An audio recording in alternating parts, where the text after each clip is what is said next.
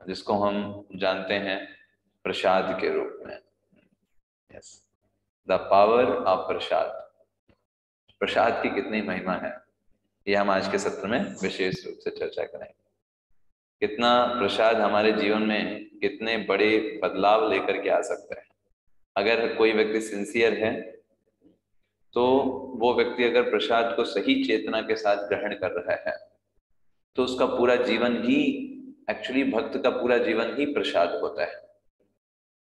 और अगर वो सही चेतना के साथ उसको ग्रहण कर रहा है तो बहुत बड़े बदलाव वो अपने जीवन में देख सकता है, और प्रैक्टिकल है एकदम। सत्य को प्रारंभ करने से पहले समस्त गुरु परंपरा को, जो कि भगवान कृष्ण से प्रारंभ होकर के ब्रह्मा जी, फिर उसके बाद नारद जी, व्यास जी से होते हुए चैतन्य महाप्रभु और 6 गोस्वामी और भक्ति सिद्धांत सरस्वती ठाकुर, श्रील प्रभुपाद जी और समस्त वैष्णव, वर्तमान वैष्णव आचार्यों से होकर हम तक पहुंच रही है, उन सभी को प्रणाम करते हैं और उनसे ये आशीर्वाद लेते हैं ताकि हम भगवान के बारे में कुछ टूटे फूटे लैंग्वेज में ही सही पर कुछ वर्णन कर पाएं और अपने आप को शुद्ध कर पाएं। ओम अज्ञानतिमिरान्धस्य ज्ञानाञ्जन शलाकया चक्षुरुन्मीलितं येन तस्मै श्री गुरवे नमः। श्री चैतन्यमनोभीष्टं स्थापितं येन भूतले स्वयं रूप कदा मह्यं ददाति स्वपदान्तिकम्। वन्देऽहं श्रीगुरो श्रीयुतपदकमलं श्रीगुरोन् वैष्णवांश्च श्रीरूपं साग्रजातं सहगण रघुनाथान्वितं तं सजीवं साद्वैतं सावधूतं परिजनसहितं कृष्णचैतन्यदेवं श्री राधा कृष्ण पादा सहगणा ललिता श्री विशाखान्वितांश्च नमः ओं विष्णुपादाय कृष्णपृष्ठाय भूतले श्रीमते भक्तिवेदांत स्वामिने इति नामिने। नमस्ते सारस्वते देवे गौरवाणी प्रचारिणे निर्विशेष शून्यवादी पाश्चात्य देशतारिणे। नमो महावदान्याय कृष्णा प्रेम प्रदायते कृष्णाय कृष्ण चैतन्य नाम्ने गौरतुषे नमः। हे कृष्ण करुणा सिंधो दीनबंधो जगत्पते गोपेश गोपिका कांत राधा कांत नमोस्तुते। तप्त कांचन गौरांगी राधे वृंदावनेश्वरी वृषभानुसुते देवी प्रणमामि हरिप्रिये। वाञ्छाकल्पतरुभ्यश्च कृपा सिन्धुभ्य एव च पतितानां पावनेभ्यो वैष्णवेभ्यो नमो नमः। जय श्री कृष्ण चैतन्य प्रभु नित्यानंद श्री अद्वैत गदाधर श्रीवासादि गौर भक्तवृंद। हरे कृष्णा कृष्णा कृष्णा हरे हरे, हरे राम राम राम हरे हरे।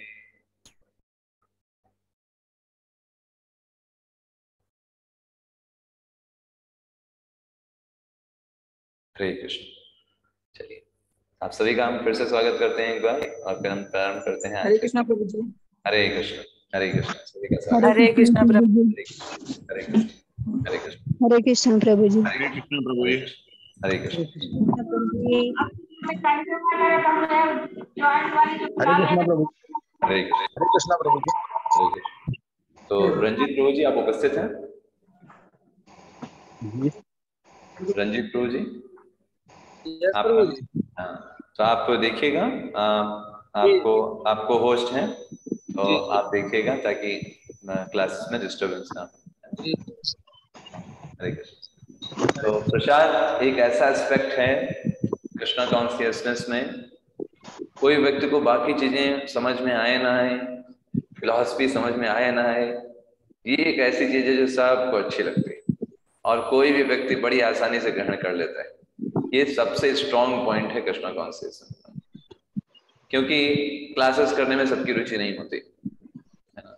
कई लोगों को और जगह जाना या कहीं कुछ चीज में अरुचि हो सकती है, कोई चीज नहीं समझ में आ सकती है, लेकिन प्रसाद हर कोई ले सकता है, बड़ी खुशी खुशी से ले सकता है और कितना भी वो ले सकता है, तो उसे बहुत रुचि होती है।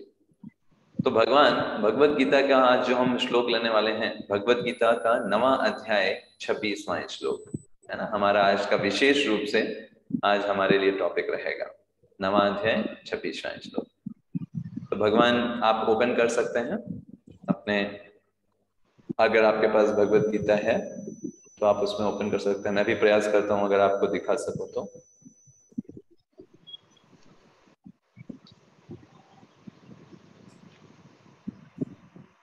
तो भगवान विशेष रूप से इसमें इस श्लोक में बताते हैं कि क्या मैं ग्रहण करता हूं।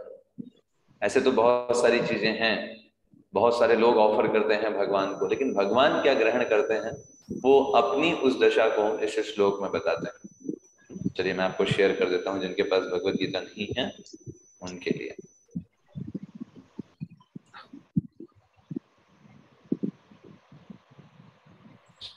तो सभी लोगों को दिख रहे हैं?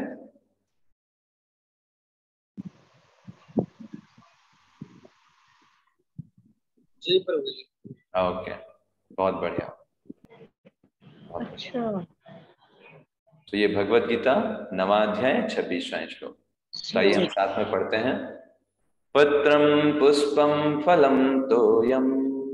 आप भी साथ साथ में पीछे बोल सकते हैं, म्यूट करके ही, अनम्यूट करने की आवश्यकता नहीं है। पत्रम पुष्पम फलम तोयम पत्रं पुष्पं फलं तोयं यो मे भक्त्या प्रयक्षति यो मे भक्ता प्रयच्छति तद अहम भक्ति उपहतम तदहं भक्तयुक्तपहितम् अस्नामि प्रयतात्मनः। अस्नामि प्रयतात्मनः। एक बार फिर से पढ़ेंगे। पत्रम पुष्पम फलम तोयम पत्रं पुष्पं फलं तोयं यो मे भक्त्या प्रयक्षति यो मे भक्त्या प्रयच्छति तद अहम भक्ति उपहृतम तदहं भक्तयुक्तम् अस्नामि प्रयतात्मनः। अस्नामि प्रयतात्मनः। चलिए, तो अभी हम देखेंगे श्लोक को।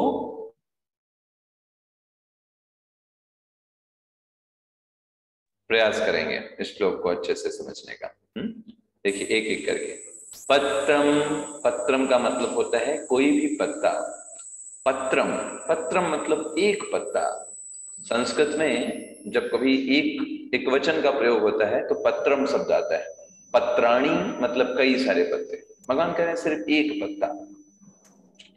पुष्पम, सिर्फ एक पुष्प, ज्यादा बड़ी बड़ी चीजें नहीं, सिर्फ एक पुष्प। फलम, एक छोटा सा फल है ना, एक फल।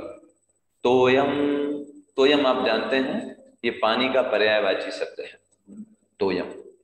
पत्रम पुष्पम फलम तोयम, ये चार चीज भगवान बताते हैं। पत्र, पुष्प, फल या फिर पानी।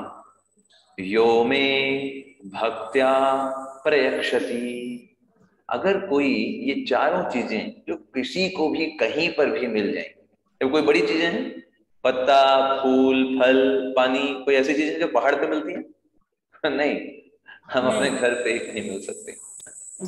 तो भगवान कहते हैं यो में भक्त्या प्रयक्षति, अगर कोई व्यक्ति भक्ति पूर्वक प्रयक्षति मुझको चढ़ाता है, मुझको ऑफर करता है, प्रेम पूर्वक। भक्ति का मतलब क्या है? प्रेम पूर्वक, है ना, अपना स्वामी मान करके, अपना सब कुछ मान करके अगर कोई प्रेम पूर्वक लाता है और मुझको अर्पण करता है, मुझे ऑफर करता है, तो भगवान क्या बोलते हैं? तद अहम, तो मैं क्या करता हूँ, तद अहम भक्ति उपरहतम, क्योंकि वो भक्ति के माध्यम से चढ़ाया गया है, भक्ति उपरहतम क्योंकि वो ऑफर्ड डिवोशन में किया गया है। अस्नामी, मैं एक्सेप्ट करता हूँ, आई टेक इट, मैं ग्रहण करता हूँ उसको। प्रयतात्मना, क्यों, क्योंकि उसने एक शुद्ध तरीके से मुझको दिया हुआ है। प्रयत आत्मना, उसने, उसकी जो भावना है, जो चेतना है, वो शुद्ध है। तो ये बहुत इंपॉर्टेंट हमारे लिए समझना है कि भगवान एक पत्ता, एक फूल, एक फल और एक छोटा थोड़ा सा पानी भी अगर आप लेकर के जाएंगे, भगवान अस्नामी बोलते हैं, मैं ग्रहण करता हूं। लेकिन अगर आपने इस श्लोक में ध्यान दिया हो तो इस श्लोक में 2 बार शब्द एक रिपीट हुआ है। कौन सा है शब्द वो? अगर श्लोक में देखिए, एक शब्द ऐसा है जो 2 बार आया है, भक्त्या। भक्त्या। यहां पर एक बार भक्त्या शब्द का प्रयोग हुआ, दूसरा यहां पर भी एक बार भक्त शब्द का प्रयोग हुआ। 2 जगह पर हम देखते हैं कि भक्त भक्त शब्द का प्रयोग हुआ। भगवान बताना क्या चाहते हैं? भगवान ये बताना चाहते हैं how it is very very important. ये इंपॉर्टेंट नहीं है कि आप 56 भोग बना रहे हैं या 2000 भोग बना रहे हैं। इंपॉर्टेंट क्या है? इंपॉर्टेंट ये है कि आपके अंदर भगवान के लिए भक्ति है या नहीं है, वो इंपॉर्टेंट है। ये देखिए, ऐसा क्यों हम बता रहे हैं कि आप अनेक शास्त्रों से आप देख सकते हैं, लोगों के पास बहुत कुछ है, लेकिन भगवान को आप उनसे आकर्षित नहीं कर सकते। भगवान कोई राह पर बैठे हुए या कोई हजारपति लखपति नहीं है, भगवान लक्ष्मीपति है। कितना धन से आप उनको आकर्षित कर लेंगे, कितने अपने ऐश्वर्य से उनको आप आकर्षित कर सकते हैं। ये सब तो आकर्षित कौन होते हैं? धन से, रूप से, है ना, या फिर इन सबको देख करके जो छोटे मोटे लोग होते हैं ये आकर्षित होते हैं। भगवान को आकर्षित इन तुच्छ चीजों से नहीं किया जा सकता। ये सब भगवान में पूरी मात्रा में विद्यमान है। भगवान, जब हम शब्द बोलते हैं तो भगवान शब्द का ही मतलब यही है जिसके अंदर 6 ऐश्वर्य पूरी मात्रा में विद्यमान है। कौन है 6 ऐश्वर्य? तो 6 ऐश्वर्य हम जानते हैं। सबसे ज्यादा भगवान सुंदर है। तो कोई व्यक्ति सोचे कि हम बहुत सुंदर हैं इसलिए भगवान हमसे आकर्षित हो जाएंगे। अरे, तुम्हारी सुंदरता का कोई मतलब नहीं है। जो तुम्हारे अंदर सुंदरता है भी, वो सुंदरता सिर्फ 10-20 सालों के लिए, उसके बाद कोई नहीं पूछने वाला।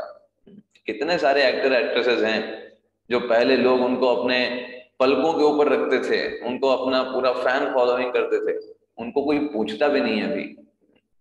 इस जगत की सुंदरता इस प्रकार की है। वो सुंदरता सिर्फ कितनी बड़ी है? सिर्फ 1 सेंटीमीटर गहरी सुंदरता है, जो ऊपर से खाल खाल के कारण दिखाई देती है।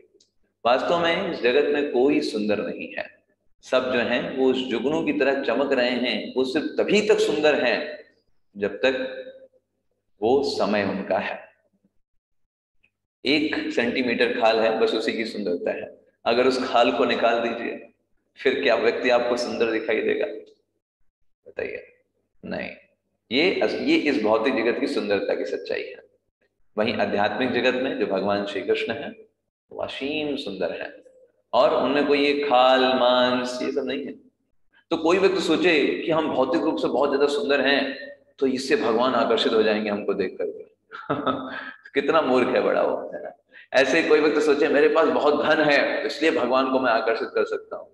तो भगवान लक्ष्मीपति हैं, जो लक्ष्मी जी है वही उनकी पत्नी है, जो उनकी सेवा करती रहती हैं। क्या आपका धन उनको आकर्षित कर सकता है? ये सब चीजें भगवान को आकर्षित नहीं कर सकती। भगवान को फिर क्या आकर्षित करता है? ऐसी कौन सी चीज है जो भगवान के पास नहीं है? और देखिए, जैसे मान लीजिए किसी व्यक्ति के पास किसी जो चीज नहीं है वो चीज उसको आकर्षित करती है ना। अब ऑलरेडी अगर किसी व्यक्ति के पास कोई चीज है, मान लो आप मुकेश अंबानी के पास जाएं और उसको 10 रुपए का नोट दिखाएं, देखो देखो देखो मेरे पास 10 रुपए का नोट है ना। मुकेश अंबानी थोड़ा अगर 10 रुपए का नोट है ना, तो भिखारी को भी नहीं देंगे हम 10 रुपए, उसको भी देंगे तो 1000-2000 रुपए देंगे, है ना। तुम्हारे 10 रुपए से क्या आकर्षित होंगे, है ना। तो कोई व्यक्ति जो है, अभी देखिए कई लोग जाते हैं मंदिर में, अपने आप को मानते हैं कि हम बहुत अमीर हैं, है ना, बड़ा अकड़ के जाएंगे और ऐसे खड़े होकर देखेंगे, भगवान को प्रणाम भी नहीं करेंगे। अरे भाई तुम मूर्ख हो, है ना? जो भगवान सामने खड़े हैं वो लक्ष्मीपति हैं और तुम सोच रहे हो कि तुम बहुत अमीर व्यक्ति हो, तो तुमसे बड़ा मूर्ख कोई नहीं। इसलिए भगवान के जब मंदिर में प्रवेश करते हैं तो हमारी चेतना बहुत शुद्ध होनी चाहिए। उसे बनाना है, प्रैक्टिस करना है, सीखना है। घर में भी अगर मंदिर है, हमें प्रैक्टिस करना है, सीखना है। भगवान के सामने जब हम जाएं तो हमारा दृष्टिकोण हो कि हम कुछ नहीं है भगवान के सामने, नथिंग। और ये सब चीजें जो मैं बोलता हूँ, अपने अपने आप को बाहर रूप से प्रदर्शित करता हूँ, पोस्ट, पोजीशन, धन, वैभव, प्रशंसा, लोग में जो वाह वाही, ये सब कुछ नहीं है भगवान के सामने, कूड़ा है वो, कोई वैल्यू नहीं हम सारी चीजों की। लेकिन भगवान किस चीज से आकर्षित होते हैं वो भगवान स्वयं बता रहे हैं। 2 बार भगवान ने श्लोका में बोला भक्त्या प्रयक्षति। अगर कोई भक्ति पूर्वक आया है कि भगवान मैं तो आपका दास हूँ, है ना, मेरे पास तो जो कुछ है मैं आपकी सेवा में अर्पण कर रहा हूँ, है ना, मैं तो अयोग्य हूँ, वो तो भक्तों की कृपा है और श्रील प्रभुपाद जी की कृपा है, तब मैं कुछ समझ पाया हूँ, कुछ कर पा रहा हूँ आपकी सेवा में। इस दृष्टिकोण के साथ भगवान कह रहे हैं अगर कोई कुछ भी ऑफर करे, इवन एक पत्ता, एक पुष्प, एक फल और एक पानी भी अपने छोटा सा गिलास में लेकर के, भगवान उसे बहुत हर्षता पूर्वक ग्रहण करते हैं। और भगवान कह रहे हैं अस्नामी, मैं खाता हूं, है ना। जब भगवान कह रहे हैं मैं खाता हूं, मतलब भगवान खाते हैं। वो बात अलग है हम देख नहीं पाते, वो बात अलग है कि हम उसको समझ नहीं पाते कैसे भगवान ने खाया। हमारे भौतिक दृष्टि है वो देखने के लिए सक्षम नहीं। लेकिन भगवान कह रहे हैं वो खाते हैं, मतलब भगवान खाते हैं। सिंपल सी बात है। हम किस पर ज्यादा फेथ रखते हैं? भगवान के वाक्यों पर हमें ज्यादा विश्वास है। भगवान ने कहा ना, अगर कोई भक्ति पूर्वक मेरे पास लाता है अपने अभिमान से कि हम बहुत बड़े अमीर हैं, बहुत ये हैं, भगवान कहते तुम्हारे में गिरी का क्या करना है, हटाओ। भगवान के लिए वो सब कोई चीज मैटर नहीं करते। प्रहलाद महाराज भी यही बोलते हैं कि भगवान मैं जानता हूं कि आप मेरे पर क्यों प्रसन्न हैं, क्योंकि मैंने आपकी भक्ति किया। अदरवाइज हिरण्यकशिपु तो बहुत बलवान व्यक्ति था, बहुत बड़ा व्यक्ति था, वो आपको आकर्षित नहीं कर पाया। लेकिन मैं तो सिर्फ एक 5 साल का बालक था, कुछ जानता भी नहीं हूं, लेकिन आप स्वयं आ गए मेरी रक्षा के लिए। कारण क्या था? क्योंकि मैंने आपकी भक्ति किया, आपकी सेवा करने का प्रयास किया बिना किसी हेतु के। उसे बोलते हैं भक्ति। भक्ति में कभी हेतु नहीं होता। हेतु का मतलब जानते हैं ना? कोई उदाहरण बता सकता है हेतु का मतलब? स्वार्थ या स्वार्थ कैसे हो सकता है भक्ति में? भक्ति में स्वार्थ कैसे हो सकता है? उसके फल की प्राप्ति के लिए। हाँ, भक्ति में स्वार्थ का मतलब है कि हम सोचे हम भक्ति कर रहे हैं तो हमको जगत में बहुत अच्छे से सब सेटल हो जाए, भक्ति कर रहे हैं तो हमको ये मिल जाए, वो मिल जाए। ये सब स्वार्थ है, अपना अच्छा करने के लिए सोच रहे हैं। लेकिन जब हम ये सोचें कि भगवान की सेवा हम कैसे कर सकते हैं, भगवान की सेवा कैसे बढ़िया से हो, भगवान का कैसे सेलिब्रेशन बढ़िया से हो, वो चेतना हमारे अंदर हो, स्वयं का हम नीचे रखें, भगवान के बारे में चिंता करें, है ना, तब वो भक्ति कहलाती है। उसमें स्वयं का हेतु नहीं है। हाँ, स्वयं का हेतु अपने आप हो जाए तो हो जाए, है ना, लेकिन उद्देश्य भगवान की सेवा है। ठीक है। अब जैसे सिंपल सी बात है, अगर आप पेड़ में पानी दे रहे हो तो पत्तियों में तो पानी पहुंचेगा ही पहुंचेगा, है ना, लेकिन उद्देश्य पत्तियों में पानी देना नहीं, उद्देश्य जड़ में पानी देना है। ऐसे ही हमारा उद्देश्य अगर भगवान की सेवा है, वो भक्ति कहलाता है। तो भगवान क्या बोल रहे हैं? मैं उसको खाता हूं। प्रभुपाद जी तात्पर्य में बहुत सुंदर लिखते हैं कि जो बुद्धिमान व्यक्ति होता है उसके लिए, फॉर द इंटेलिजेंट पर्सन, ये बहुत आवश्यक है कि वो कृष्ण कॉन्शियसनेस में भगवान के साथ प्रेम पूर्वक रेसिप्रोकेशन करे, प्रेम पूर्वक, प्रेम के साथ। ऐसे नहीं कि बस, है ना, करना है ना। वरना यहाँ क्यों लिखते हैं? He should, it is essential. Prabhupada ji क्या लिख रहे हैं? ये बहुत आवश्यक है। क्या आवश्यक है? कि वो भगवान के साथ दिव्य प्रेममयी सेवा करे, सिर्फ ड्यूटी मान करके नहीं कि प्रभु जी ने कहा है तो माला करना है, बस माला करना है, नहीं, प्रेम पूर्वक की भगवान की सेवा है। भगवान सुन रहे हैं, मैं जो एक एक नाम जप कर रहा हूँ, हरे कृष्ण कृष्ण कृष्ण हरे हरे, हरे राम राम राम हरे हरे, ये सब सुन रहे हैं भगवान। मुझे देख रहे हैं प्रत्येक क्षण कि मैं कितना प्रयास कर रहा हूँ भगवान के लिए। ये दिव्य जो है एक रेसिप्रोकेशन डेवलप हो।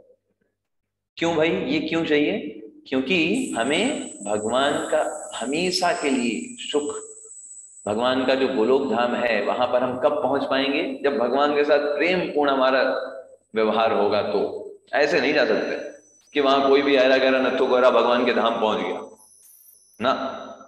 जिस व्यक्ति का भगवान में चित्त स्थिर हो चुका है, जिसको सिर्फ और सिर्फ भगवान की ही सेवा उसके जीवन का उद्देश्य हो चुकी है, कोई भी और चीज, अपनी प्रतिभा का, दूसरों को दिखाने का, ये सब चीज जो जिसने कूड़ा बना करके अब डस्टबिन में फेंक दिया, जिसका सिर्फ और सिर्फ उद्देश्य सेट हो चुका है कि उसको भगवान की प्रसन्नता के लिए कार्य करना है, ऐसा ही व्यक्ति भगवान आध्यात्मिक जगत में प्रवेश कर सकता है। जिसके हृदय में ये डिजायर है इस भौतिक जगत में सेटल होने की, भौतिक जगत में बहुत प्रसन्न होने की, है ना, भगवान से अलग हो करके, ऐसा व्यक्ति भगवत धाम जाने के योग्य नहीं है।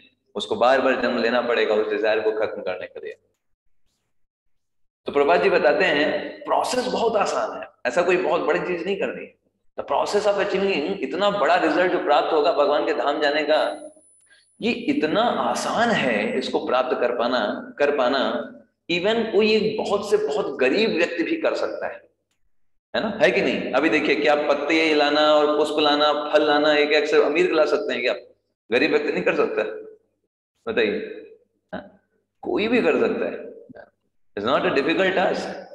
कि भगवान ने ये नहीं बोला कि पहाड़म हिमालयम, है ना, पहाड़ लेकर के आओ मेरे लिए, हिमालय लेकर के आओ, है ना, और वहां पे ऋषिकेश में जो बर्फ पहाड़ों पे गिरती है वो बर्फ ला करके जब चढ़ाओगे, है ना, या भगवान ये नहीं बोले जब तक 2 करोड़ रुपए नहीं चढ़ाओगे तब तक ना अस्नामी, है ना, तब तक अस्नामी नहीं होगा। नहीं, भगवान ने कुछ नहीं बोला। अगर भद्रम पुष्पम फलम, तो कितना भी कोई गरीब व्यक्ति हो, क्या पत्ता नहीं मिलेगा क्या उसे? कितना भी गरीब पत्ता तो कोई भी पा जाएगा कहीं से भी, है ना। क्या उसको एक पुष्प नसीब नहीं होगा क्या? कितने सारे पुष्प पड़े रहते हैं, पुष्प मिल जाएगा। पानी नहीं मिलेगा क्या? पानी मिल जाएगा। ऐसे ही कोई फल नहीं मिल सकता क्या? फल मिल जाएगा, प्राप्त कर सकता है। तो कोई भी ये कर सकता है। देखिए भक्ति का मतलब ही यही है ना। अगर मान लो ये भक्ति सिर्फ अमीर लोग कर सकते हैं तो ऐसा कैसे संभव है? भगवान के तो सभी पुत्र हैं, तो ऐसा नहीं, भक्त सब कोई कर सकता है। ये सबके लिए एलिजिबल है, चाहे किसी भी उम्र में हो, चाहे कहीं भी हो। अहेतुकी और अप्रतिहता है, कोई रोक नहीं सकता। सिर्फ एक क्वालिफिकेशन क्या होनी चाहिए? प्रभुपाद जी बताते हैं कि सिर्फ एक क्वालिफिकेशन क्या होनी चाहिए? The only qualification required in this connection to be a pure devotee of Krishna. हम भगवान के भक्त हों, बस यही चाहिए। बाकी और कोई योग्यता नहीं है। अमीर हो, गरीब हो, सुंदर हो, बदसूरत हो, है ना, कोई योग्यता नहीं है। बस हमारे हृदय में भगवान के प्रति भक्ति हो, सेवा करने की भावना हो, अपने आप को दास मानते हो, भगवान को अपना स्वामी मानते हो, और जीवन अपना भगवान की सेवा में लगाने की इच्छा। बस यही क्वालिफिकेशन भक्ति करने की है, और कोई क्वालिफिकेशन नहीं है। प्रभुपाद जी बोलते हैं ये बिल्कुल भी मैटर नहीं करता, it does not matter what one is and where one is situated. कोई व्यक्ति अमेरिका में रह रहा है, दिल्ली में रह रहा है, न्यूजीलैंड में है, कनाडा में है, पाकिस्तान में है, सऊदी अरेबिया में है, उससे क्या फर्क पड़ता है? और कौन व्यक्ति वो है, कौन हिंदू है, मुसलमान है, सिख है, ईसाई है ना, वो कौन सी जाति, कौन सा वर्ण, ये सब कोई क्वालिफिकेशन नहीं है। सिर्फ एक क्वालिफिकेशन है, वो हृदय में भगवान की सेवा करने की इच्छा रखता हो, भगवान के प्रति प्रेम हो कि मेरे भगवान है, मेरे स्वामी हैं, जिन्होंने सब कुछ इतना किया है, मेरे लिए व्यवस्था किया है ना, मुझसे प्रेम करते हैं। स्वयं सर्वभूतानाम, ये इच्छा हृदय में हो, बस यही है। जब चैतन्य महाप्रभु से पूछा गया कि आप बताइए आप कौन हो, तो चैतन्य महाप्रभु ने कहा ना सन्यासी, मैं कोई सन्यासी नहीं हूं, मैं कोई ब्राह्मण नहीं हूं, ना क्षत्रिय हूं, ना वैश्य हूं, ना शूद्र हूं, ना ब्राह्मण हूं, तो आप हैं कौन? तो चैतन्य महाप्रभु ने क्या बताया? गोपी भरत्य पद कमलयो दास दासानुदास। मेरी एक ही पहचान है कि जो गोपियां हैं उनका जो भरण पोषण करने वाले भगवान श्री कृष्ण हैं, उनके दासों का दासों का दासों का दास, ये मेरा है स्थिति, यही मेरी स्थिति है। हमारे हृदय में चेतना हमारी इतनी शुद्ध होनी चाहिए कि रात के समय भी अगर हमको कोई जगा करके पूछे हु आर यू, तो हमारे मुंह से निकलना चाहिए कि I am the servant of Lord Krishna, है ना। हमारे मुख से क्या निकलेगा, हमसे निकलेगा मेरा अपना नाम निकल जाएगा, है ना, या फिर बता देंगे कि भाई हम कौन सी पोस्ट पोजीशन पर हैं। भगवान का दास तो कभी नहीं निकलने वाला। चेतना ऐसी होनी चाहिए कि मैं क्या हूं, भगवान का दास, ना स्त्री हूं ना पुरुष हूं, ये सब बाहर की चीजें हैं। ये शरीर जो मिलते हैं हमको, वो मिलते हैं हमारे कर्मों के आधार पर। जिस जगह पर मिलते हैं, जिस जाति में मिलते हैं, जिस वर्ण में मिलते हैं, जिस देश में मिलते हैं, वो हमारे कर्मों के आधार पर मिलते हैं। लेकिन सबसे बड़ी खासियत क्या है कि हम भगवान के भक्त हों। That is important.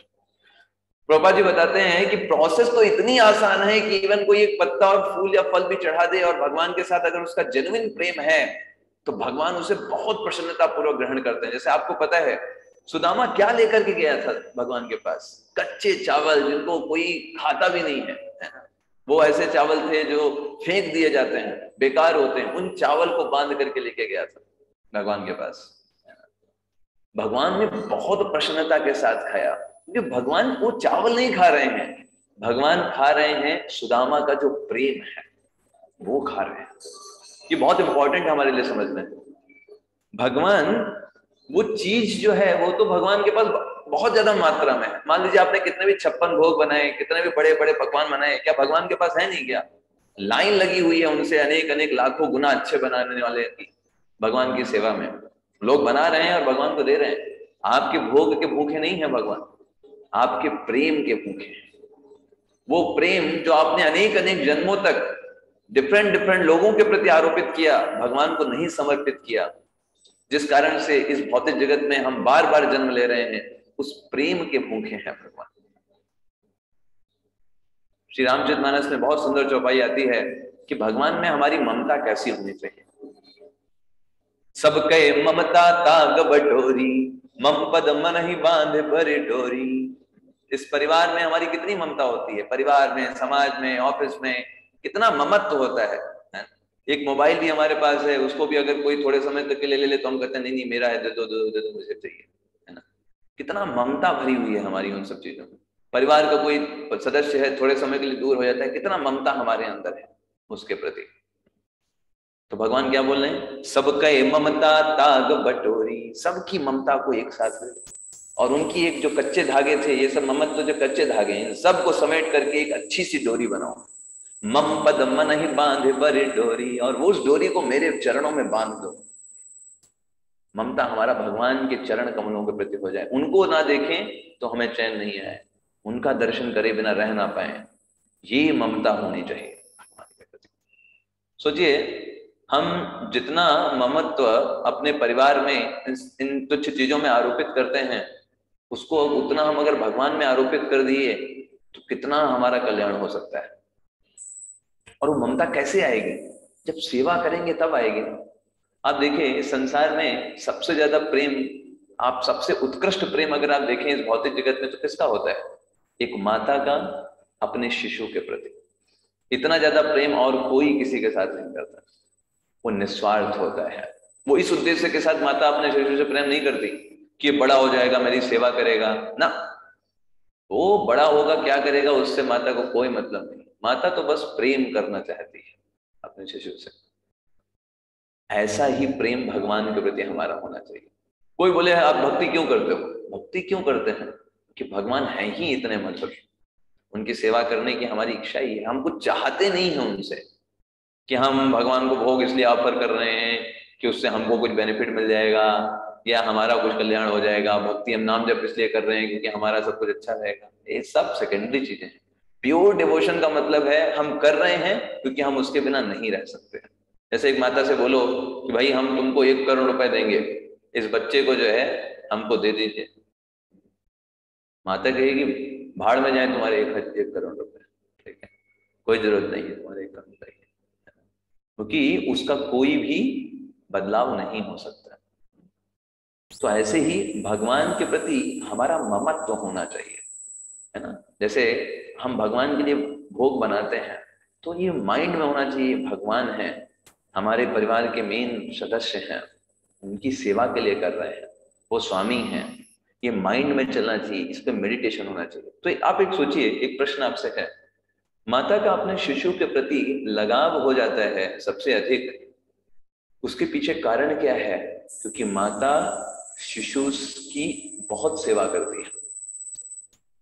यस, सुबह से लेकर के रात तक, इवन रात में भी उसकी सेवा करती रहती है कि उसको अच्छे से नींद आए, उसको अच्छे से खाना मिले, टाइम पर मिले, सब कुछ, किसी समस्या ना हो। माता की चेतना उसमें समाहित रहती है। दैट्स वाई जो माता का जो ममत्व होता है बच्चों में बहुत ज्यादा होता है। पिता का उतना नहीं होता, माता का ज्यादा होता है, पिता की भी अपेक्षा, क्यों ज्यादा सेवा करती है। तो जो जितना अधिक सेवा करेगा उतना अधिक प्रेम उसका अपने आप हो जाएगा भगवान के प्रति, कुछ अलग से नहीं करना है, अपने आप प्रेम डेवलप हो जाएगा सेवा करने के माध्यम से। इसलिए कहा जाता है ना, प्रभुपाद जी ने हमको फैनेटिक नहीं बनाया। प्रभुपाद जी ने कहा नहीं, ये सिर्फ सिर्फ यही नहीं करते रहना है, सेवा करो। प्रभुपाद जी ने भक्ति को इंग्लिश में क्या ट्रांसलेट किया? लोग भक्ति का मतलब समझते थे बस भजन करते रहो, भक्ति हो रहा है। भजन नहीं, भजन नहीं, भक्ति का मतलब है दिव्य प्रेममयी सेवा। आप प्रेम करते हैं तो उसको सेवा के रूप में प्रेजेंट करिए। आप बोल रहे हो कि हम बहुत बड़े भक्त हैं, अच्छी बात है, वेरी गुड। क्या आप कुछ भगवान के लिए कर रहे हैं कि आप सिर्फ भक्त हैं बोलने वाले? ऐसे नहीं बनना है ना। तो प्रभुपाद जी आगे बता रहे हैं, no one therefore be bad. ऐसा कोई भी व्यक्ति नहीं बोल सकता कि अरे भाई हमारे पास इस चीज की कमी है इसलिए हम भक्ति नहीं कर रहे। नो, क्या भगवान मांग क्या रहे हैं? भगवान तो यही कह रहे हैं ना, भाई तुम सिर्फ पानी पत्ता दो, है ना। तो आप ये कभी नहीं बोल सकते कि हमारे पास इस चीज की कमी है इसलिए हम भक्ति नहीं कर रहे। प्रभुपाद जी बोलते हैं नेक्स्ट स्टेटमेंट में, अरे ऐसा कौन मूर्ख व्यक्ति होगा जो इतना आसान प्रोसेस को भी, जो कि हमको इतना बड़ा फल दे सकती है, भगवान के आध्यात्मिक धाम में हमेशा के लिए उनकी सेवा में हमको लगा सकती है, जन्म चक्र के इस चक्र से मुक्त कर सकती है। ऐसा कौन मूर्ख व्यक्ति होगा जो नहीं स्वीकार करेगा? और ये बहुत स्ट्रांग बोलते हैं प्रभुपाद जी अगला statement, Krishna wants only loving service and nothing more. भगवान और कुछ भी नहीं चाहते आपसे। आप ये सोच सकते हो भगवान को ये करें वो करें वो करें ये करें, भगवान सिर्फ आपको ये देखना चाहते हैं कि आपके अंदर भगवान के प्रति प्रेम हो, बाकी भगवान को कुछ नहीं चाहिए आपका। और वो प्रेम जो है वो वास्तव में हमारा सेवाओं के माध्यम से प्रदर्शित होता है। हम कितना समय भगवान के लिए निकालते हैं, हम कितना अच्छी चेतना के साथ भगवान की सेवा करते हैं। जब हम कुछ भी कर रहे हैं भगवान से संबंधित, हमारी चेतना कितनी शुद्ध होती है, कितना हम ध्यान पूर्वक उस कार्य को करते हैं भगवान की सेवा। ऐसे करने को सब कोई कार्य कर रहे हैं, अनेक लोग अनेक कार्य कर रहे हैं, है ना। कौन व्यक्ति अच्छी चेतना के साथ कार्य कर रहा है, ध्यान पूर्वक उस कार्य को कर रहा है, ये चीज उसको डिफरेंट बनाती है। That's very important. पढ़ाई तो सब लोग करते हैं, हमने पहले भी डिस्कस किया था, everyone is studying in the class. हर कोई व्यक्ति जो है टीचर के क्लास को अटेंड कर रहा है, लेकिन कितने लोग ध्यान पूर्वक अटेंड कर रहे हैं? वो उनको टॉपर बनाते हैं, वो उनको उनमें सबसे अलग बनाता है। That's the thing. तो कृष्ण हमसे क्या चाहते हैं? सिर्फ व्हाट कृष्ण वांट्स? ओनली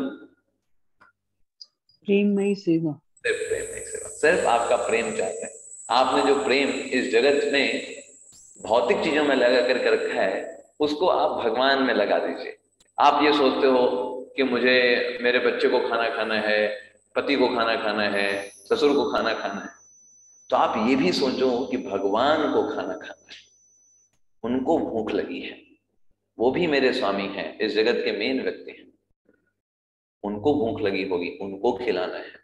तो जो ममता हम अपने घर वालों में आरोपित कर रहे हैं, हमें भगवान को आरोपित कर रहे हैं। तब हमारा वो सारे कार्य जो है वो दिव्य हो जाएंगे। हम जो खाना भी बना रहे हैं वो भक्ति है, क्योंकि उसमें चेतना भगवान को सेटिस्फाई करना है। और फिर भगवान से जो प्रसाद मिलेगा वो सब हम परिवार के लोग खाएंगे, हमारी चेतना शुद्ध होगी, हम भगवान की सेवा में और अच्छे से आगे बढ़ सकते हैं। ये चेतना के साथ हमको हर कार्य करना चाहिए। आगे प्रभुपाद जी लिखते हैं, Krishna accept even a little water from his pure devotee. छोटा सा पानी भी भगवान ग्रहण कर सकते हैं अगर कोई शुद्ध भक्त ऑफर करे। और उसके विपरीत, he does not want any kind of offering from a non devotee. अगर कोई व्यक्ति भगवान का भक्त नहीं और बोले प्रभु जी हम 10 करोड़ रुपए भगवान की सेवा में देना चाहते हैं, है ना? भगवान एक्सेप्ट नहीं करते 10 करोड़ रुपए। मैं क्या करेंगे तुम्हारे 10 करोड़ रुपए? From a non devotee Krishna does not want to take anything. अगर कोई शुद्ध भक्त भगवान का है, प्रेम पूर्वक भगवान के पास आता है, जो कुछ देगा भगवान बड़े प्रेम से एक्सेप्ट करते हैं, उनको बहुत अच्छा लगता है ना? भगवान को कोई चीज की कमी नहीं है, प्रभुपाद जी बताते हैं। भगवान का सब कुछ तो है ही उनके पास, सेल्फ सफिशिएंट है ना? लेकिन जब कोई प्रेम पूर्वक भक्त उनके पास आता है और भगवान को ऑफर करता है, भगवान उसे एक्सेप्ट करते हैं, क्योंकि वो प्रेम को एक्सेप्ट कर रहे हैं, उस चीज को एक्सेप्ट नहीं कर रहे हैं। तो ये श्लोका हमको एक बहुत ही इनर कॉन्सेप्ट डेवलप करता है ना? इनर कॉन्सेप्ट हमारे हृदय में विकसित करता है कि एक्चुअली में भक्ति का मतलब क्या है। भक्ति का मतलब क्या है? भक्ति का मतलब क्या होता है? तो भक्ति का मतलब है कि जो हमारे पास जो फ्री विल है, देखिए बहुत इंपॉर्टेंट स्टेटमेंट है, भगवान कृष्ण हमको जितना भी चीजें दी हुई हैं, एक चीज ऐसी है जिस पर भगवान का नियंत्रण नहीं है, बाकी सारी चीजें भगवान के नियंत्रण में है। और जिस चीज पर भगवान का नियंत्रण नहीं है, अगर वो चीज हम भगवान को दे दें उनके नियंत्रण में, यही सबसे बड़ी चीज है जो भगवान को चाहिए। आप गेस कर सकते हैं ऐसी कौन सी चीज है जिस पर भगवान का नियंत्रण नहीं? अपना मन प्रभु जी। Okay good, okay good. Anybody else want to share something? प्रभु जी अपना प्रेम सेवा। सेवा, ओके गुड। प्रभु जी हम लोग अपना भगवान को प्रेम दे सकते हैं, भक्तों को इस्कॉन में ला सकते हैं, भक्तों से जुड़े रह सकते हैं, भक्तों को हम लोग अपना सेवा में लगा सकते हैं, खुद भी सेवा कर सकते हैं। ये सब बहुत प्रेम बढ़िया, भगवान को ऑफर कर सकते हैं, यही सब है। बहुत बढ़िया। यस, और कोई बताना चाहे कौन सी ऐसी चीज है जो भगवान के नियंत्रण में नहीं है?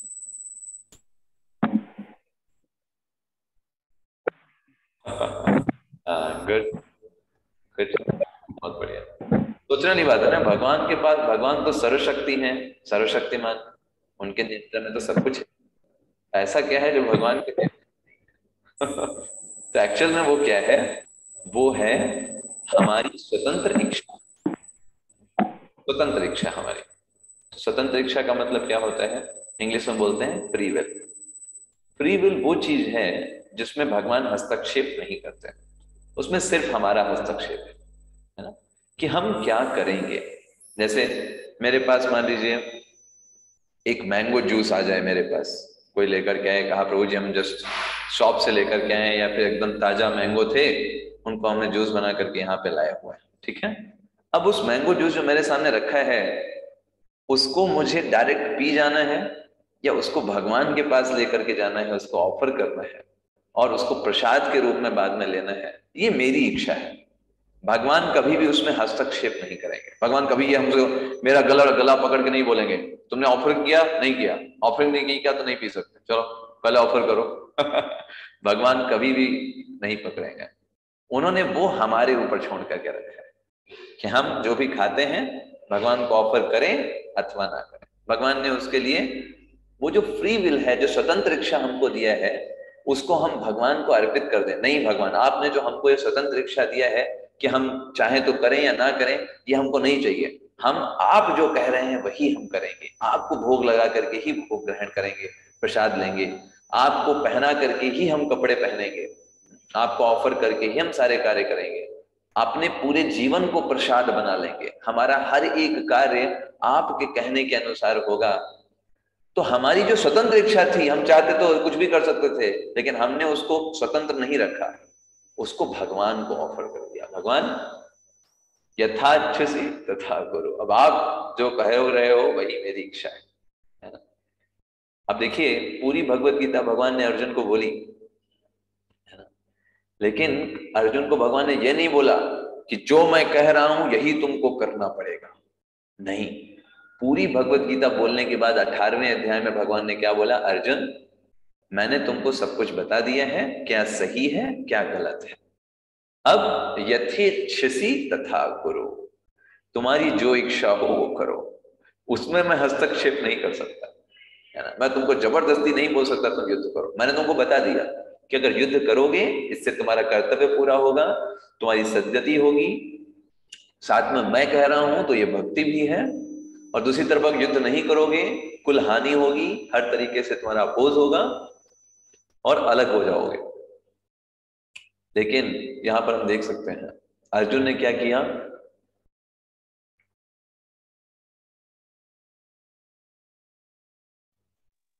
वही किया जो कृष्ण जी सही बताया था, वही किया। अर्जुन ने वही किया जो भगवान चाहते थे, यही इसीलिए अर्जुन भक्त था। अगर हम भी अपने जीवन में ये प्रतिज्ञा कर लें, ये संकल्प कर लें कि हम वही करेंगे जो भगवान हमसे कहते हैं, भगवान चाहते हैं, और यही आपने अगर शरणागति का लेक्चर अटेंड किया हो, उसमें पहला चीज क्या है, what is the first symptom of शरणागति, बताइए, what is the first symptom, पहला प्रॉपर्टी क्या है शरणागति का? हरे कृष्ण। हरे मैं कृष्ण। बताऊं? हाँ बताइए। और शरणागति में प्रभु जी अनुकूल से आपने, संकल्प। अच्छा ठीक है, यस, तो पहला लक्षण क्या है? अनुकूल संकल्प। संकल्प। ये संकल्प करना अपने जीवन में कि हम वही कार्य करेंगे जो भगवान कृष्ण को पसंद जो है, भगवान चाहते। और भगवान कृष्ण को पसंद है वो कार्य अपने जीवन में लेना, ये बहुत इंपॉर्टेंट है। तभी ना हम प्रेम करते हैं भगवान से, वरना तो सिर्फ पाखंडी है, सिर्फ कहने भर के भक्त हैं। सिंपल धोती कुर्ता पहन लेने से, तिलक लगा लेने से कोई भक्त नहीं बन जाता। ये तो कितने का बोलते हैं कि ये तो 650 रुपए का भक्त है। क्यों? धोती कुर्ता कितने का मिलता है? 650 रुपए का। वो लगा लेने से अगर कोई भक्ति बन जाता तो 650 रुपए खर्च करके हर कोई भक्त बन जाए।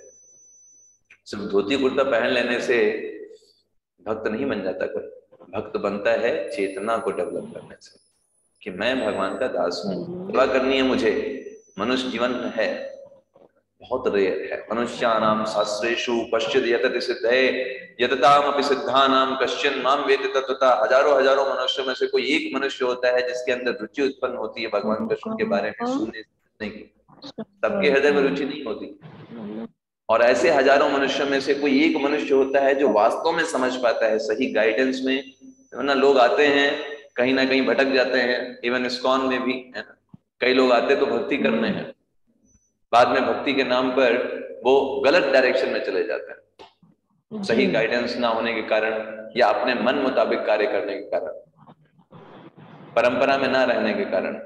वो सोचते हैं, हमने इसलिए बोला ना, प्योर डिवोशन का मतलब क्या है, कोई आपको कितना भी कुछ कहे, कितना भी आपको पावर है ना, या फिर जगत में कितना भी वाह वाही मिल जाए, लेकिन आपसे कोई पूछे तुमको क्या चाहिए, तो तुम्हारे हृदय में बस एक ही चीज होनी चाहिए कि मुझे सिर्फ कृष्ण चाहिए, इस जगत की कोई भी चीज नहीं चाहिए। अगर जब तक ये चीज में तुम्हारे अंदर कामना बनी हुई है, चैतन्य महाप्रभु बोलते हैं ना, न धनम न जनम न सुंदरी कवितां वा जगदीश कामये मम जन्मनि जन्मनि सरे भवताद भक्तिरहैतुकी त्वयि। तब तक क्या आप भक्ति करोगे? आप सोचिए, जिस व्यक्ति की चेतना पैसे में लगी हुई है, पैसा पैसा पैसा चाहिए, पैसा, वहां से पैसा बचा लो, ये पैसा बचा लो, वो पैसा बचा लो, जिस व्यक्ति की चेतना इसमें लगी हुई है, अरे कितने लोग हमारी वाह वाही कर रहे हैं, कितने लोग हमारे फॉलोवर बन गए, चलो चेक करते हैं, कितने लोग हमारी वाह वाही कर रहे हैं, जिस व्यक्ति की चेतना इन सब में निहित है, या कोई व्यक्ति जो है स्त्री के पीछे है, पुरुष के पीछे है, उसमें चेतना सोच रहा है कि ये मैं कैसे अच्छा करूं, उसको कैसे प्रभावित कर लूं, कैसे इंप्रेस कर दूं उस दूसरे व्यक्ति को। जिस व्यक्ति की चेतना इन सब तुच्छ कार्यों में लगी हुई है, वो भक्ति कर रहा है, सिर्फ पाखंड कर रहा है, सिर्फ पाखंड कर रहा है, भक्ति नहीं कर रहा। भक्त की चेतना सिर्फ भगवान को प्रसन्न करने की होती है, इस जगत के लोगों की नहीं। जगत के लोगों को क्या प्रसन्न करेंगे, कितना प्रसन्न करेंगे? दूसरों को इंप्रेस करने के चक्कर में आप खुद डिप्रेस हो जाएंगे। तो इसलिए व्यक्ति जो है वो सिर्फ भगवान के लिए कार्य करता है। भक्ति मतलब भगवान की, भक्ति स्वयं देवी है, वो सिर्फ भगवान की हो सकती है और किसी की, है ना। तो वो उसके लिए, उनके लिए कार्य करता है। जब तक व्यक्ति की चेतना इन सब चीजों में ही लगी हुई है, धनम जनम स्त्री, वो भक्ति नहीं कर पाएगा। इसलिए चैतन्य महाप्रभु ने क्या बोला, ना धनम ना जनम ना सुंदरीम कविताम वा जगदीश कामये। तो भाई चाहिए क्या तुमको, क्योंकि जगत में तो सारे लोग तो इन्हीं चीजों के लिए कार्य कर रहे हैं, उनका तो पूरा मेहनत, पूरी एनर्जी, पूरा समय इन्हीं 3-4 चीजों के पीछे जाता है। किसी भी व्यक्ति को जो मेहनत कर रहा है उसको बुलाइए, पूछिए क्या चाहिए, तो यही 3 चीजें बोलेगा, धनम जनम सुंदरी, इसी के पीछे पड़ा है। तो तुम क्यों मेहनत कर रहे हो फिर? चैतन्य महाप्रभु क्या बोलते हैं कि मुझे क्या चाहिए, ना धनम ना जनम ना सुंदरीम कविताम वा जगदीश कामये। मुझे क्या चाहिए, जन्म जन्मांतर तक आपकी अहेतु की भक्ति चाहिए। कोई हेतु नहीं चाहिए कि ये कारण था इसलिए भक्ति कर रहे हैं, ये कारण था इसलिए भक्ति कर रहे हैं, कोई कारण नहीं। सिर्फ आपकी सेवा करते रहें, आपका गुणगान करते रहें, आपका नाम जप करते रहें, कोई कारण नहीं, बस यही चाहिए जन्म जन्मांतर तक, यही हमको चाहिए। ये होता है प्योर डिवोटी, इसको बोलते हैं प्योर डिवोटी। जैसे आपको बताएं, मान लीजिए आपके पास एक ऐसा व्यक्ति हो जो हर एक परिस्थिति में, हर एक समय आपको, आपका संग ना छोड़े, आप पे हमेशा सपोर्ट करे, तो आप कितना उसका कृतज्ञ हो जाओगे। सब छोड़ जाएं लेकिन वो नहीं छोड़ रहा है ना। तो ऐसे ही भक्त होता है ना। जब विपरीत परिस्थितियां जीवन में आती हैं तो जो भक्त नहीं है वो तुरंत भगवान को छोड़ देते हैं, कहते अरे रे मेरे जीवन में विपरीत परिस्थिति आ गई, ये हो गया वो हो गया, उन्होंने ऐसा कर दिया उन्होंने वैसा कर दिया। भक्त नहीं छोड़ेगा, समझ रहे हैं? वो कहेगा ना कुछ हो जाए, हम ना छोड़ने वाले हैं भगवान को, हमारे वही हैं, बाकी ये जो ऊपर नीचे होना है वो होता रहे, तो जगत में होना ही, आज नहीं तो कल कोई ना कोई जाना ही है, या तो दूसरा व्यक्ति जाएगा या हम ही चले जाएंगे ये शरीर छोड़ करके। बट हाँ, हम भगवान को तो नहीं छोड़ने वाले, ये जन्म तो अभी नहीं छोड़ने वाले, अगला जन्म तो कुछ नहीं पता, ये जन्म तो गया। तो श्रील प्रभुपाद जी जब भक्ति चारू महाराज से उन्होंने क्या बोला, जब जर्मनी में भक्ति चारू महाराज पढ़ाई कर रहे थे, तो भक्ति चारू महाराज बहुत छोटे थे, 20-22 साल के थे। तो प्रभुपाद जी ने बोला कि आप भगवान की सेवा में आ जाइए, है ना, प्रचार करना है, सब लोगों को भक्त बनाना है, बहुत सेवा है। तो भक्ति चारू महाराज थोड़ा सोच रहे थे, तो प्रभुपाद जी ने कहा just give this one life, सिर्फ एक जीवन ही तो देना है, इतने सारे जीवन जिया तुमने, इतना सारा पता नहीं कौन कौन से मनुष्य जीवन जिया, कितने जन्म जिए हैं, मैं तो तुमसे सिर्फ एक जीवन मांग रहा हूं ना, दिस जीवन गिव टू कृष्णा। ये एक जीवन तुम भगवान कृष्ण को दे दो, ठीक है, कुछ नहीं मिला तो क्या होगा, अगले जन्म में फिर तो वापस फिर वही करना है, ठीक है, तो उस जन्म में बाकी चीजें कर ले, ये जन्म भगवान की सेवा में दे दो, और मैं ये गारंटी लेता हूं I will take you go back to God. तो ऐसे ही हमारे जीवन में एक कन्विक्शन होना चाहिए, बहुत जरूरी है, वरना हम सिर्फ दिखावटी भक्ति करते रहेंगे और भक्ति के नाम पर हम बहुत सारा सब हमारा सब चलता रहेगा। बनावटी नहीं बनना है, जेन्युइन रहना है। जेन्युइन का मतलब होता है फ्रॉम हर्ट। जब हम भगवान के लिए कुछ कर रहे हैं तो हृदय से इमोशंस होने चाहिए, भगवान को ऑफर कर रहे हैं तो हृदय से होना चाहिए, भगवान के बारे में सुन रहे हैं तो हृदय से सुनना चाहिए, भगवान के बारे में बोल रहे हैं तो हृदय से होना चाहिए, सिंपल दिखावा करने के लिए नहीं, उससे कुछ नहीं होगा। तो ये जेन्युइन को डेवलप करना है, और भगवान बहुत ही जल्दी प्रसन्न होते हैं, है ना, अगर कोई इस तरीके से जेन्युइन प्रेम को करता है तो। जैसे आप ही सोचिए, आपसे अगर कोई व्यक्ति जो होता है वो जेन्युइन जो है आपको रिस्पेक्ट करता है, तो आप उससे प्रसन्न हो गए, या फिर जो दिखावटी सलाम मारते हैं उनसे प्रसन्न हो गए? जो मूर्ख व्यक्ति होंगे वो दिखावटी वाले से प्रसन्न होता है ना। लेकिन जो जेन्युइन होता है वो भले सलाम नहीं मारेगा लेकिन आप उसको रिस्पेक्ट करोगे, आप जानते हो कि वो व्यक्ति आपको रिस्पेक्ट करता है।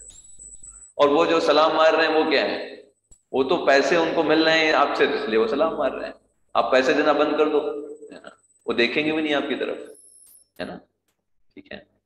तो जेन्युइन जो चीजें हैं, जेन्युइन कैसे पता चलते हैं, जब हर परिस्थिति में वो करे चाहे जो भी परिस्थिति, है ना।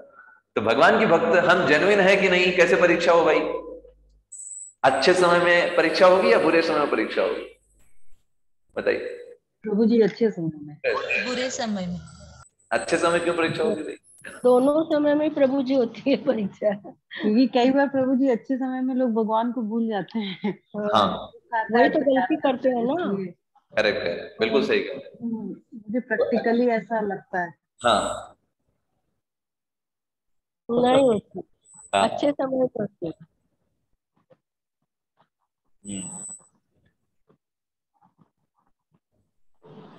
एक जैसे भक्त कभी वही बहुत पूछ रहे थे। ज्यादा सुख हो गया तो बिल्कुल भगवान को भूल जाते हैं सब। हाँ correct। अगर सुख हाँ हुआ और उस समय भगवान को याद नहीं किए तब इसका मतलब गड़बड़ हो रही है अब। एक्चुअली सुख और दुख की डेफिनेशन हमने अपने हिसाब से क्या बनाई है और वास्तविक क्या है, उसमें अंतर। असली सुख का मतलब है जब चीजें जो है फेवरेबल रहें, वो सुख है। दुख का मतलब क्या है, जैसा हम चाह रहे हो वैसा ना हो, वही दुख है। Simple definition. आपने चाहा कि भाई हम बाहर निकलें तो बारिश ना हो, बारिश हो गई, दुख हो गया। ठीक है। आपने सोचा कि घर जाएंगे ठंडा पानी पिएंगे, फ्रिज में रखा है और लाइट थी नहीं, अभी साधारण पानी पीना पड़ रहा है, आपके लिए दुख हो गया, है ना। तो सुख और दुख जो है वो मन के द्वारा बनाए गए हमारे विकल्प हैं, हमने स्वयं निर्माण किए हैं, है ना। कोई व्यक्ति नहीं मान के चल रहा है कि उसे फ्रिज में नहीं ठंडा पानी पिएगा तो साधारण पानी पी करके खुश रहेगा। हम मान के चल रहे हैं कि हमको ठंडा पानी पीना है तो हम परेशान हो जाएंगे वहां पर। तो ऐसा है। तो परीक्षा वास्तव में कब होती है, वो दुख के क्षण ही होते हैं। सुख में कोई व्यक्ति चलो थोड़ा सोच लेता है, चलो थोड़ा भक्ति भजन कर लें, है ना। लेकिन जब दुख हमारे जीवन में आते हैं तब हमको पता चलता है हम कितने पानी में हैं, कितने पानी में।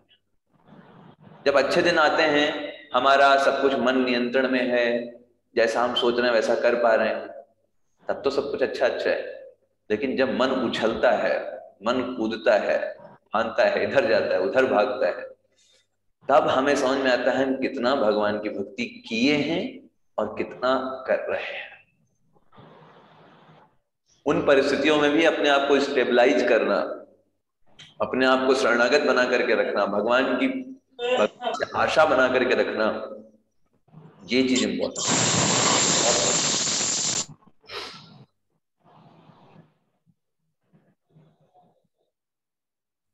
हरे कृष्ण। हरे तो इसलिए हमें जेन्युइन पे होना चाहिए। भगवान की ऐसी चीजें हैं, भगवान पतित पावन है। अगर आप पापी हैं भगवान आपको उद्धार कर देंगे। भगवान कपट पावन नहीं है। अगर आप कपटी हैं तो आपको भगवान पवित्र नहीं करेंगे, है ना। तो दैट्स वेरी इंपॉर्टेंट थिंग। हमें जेन्युइन रहना है, हम जो हैं सो है, भगवान के सामने एकदम ओपन रहना है। भगवान से दुराव नहीं करना चाहिए। आप जगत के लोगों को आप मूर्ख बना सकते हैं, भगवान को मूर्ख नहीं बना पाएंगे। भगवान के सामने एकदम ओपन रहना चाहिए। मेरे अंदर ये इच्छाएं हैं, ये गलत हैं, मैं इस बात को जानता हूं, आपकी कृपा की मैं आपसे कृपा याचना करता हूं कि मेरे अंदर से ये बुरी इच्छाएं निकालिए, क्योंकि मैं अपने आप नहीं निकाल पा रहा। काम क्रोध लोभ है, मैं जानता हूं ये गलत है, फिर मैं मेरे अंदर ये क्षमता नहीं है कि मैं इनको अपने हृदय से निकाल पाऊं। मैं आपकी याचना करता हूं, आप अगर करें तो आपके लिए तो 1 सेकंड का काम। आप अगर चाहे तो 1 सेकंड में इन सबको खत्म कर सकते हैं। आपके लिए कोई हरकुलियन टास्क थोड़ा ना।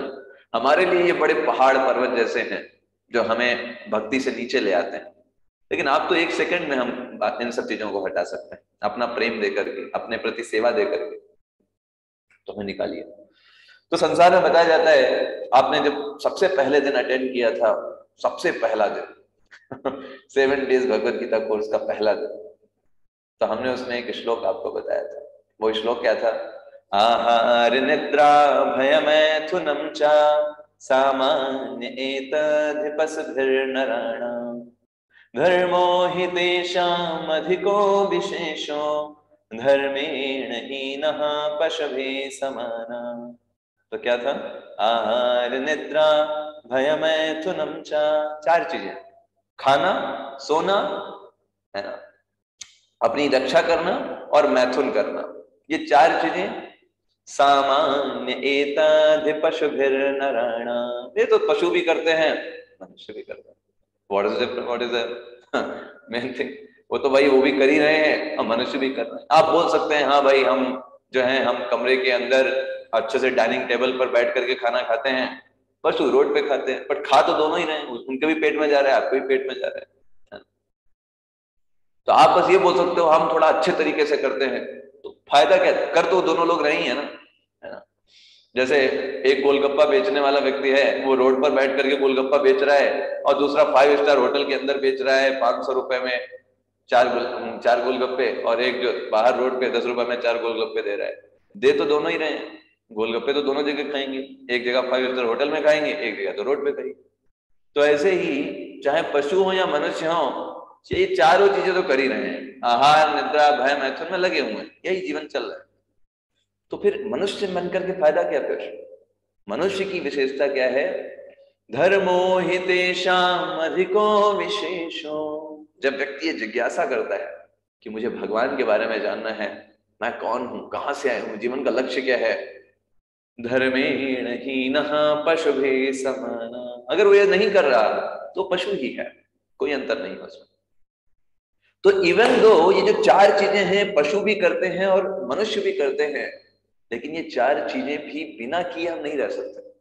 अगर कोई व्यक्ति आप मान लीजिए आपसे बोले कि प्रभु जी, मुझसे बोले मान लीजिए कि प्रभु जी आप तो भक्ति करते हैं, हाँ ठीक, तो फिर आप आहार नहीं खाइए, खाना छोड़ दीजिए, क्योंकि वो तो पशु के स्तर का कार्य है ना।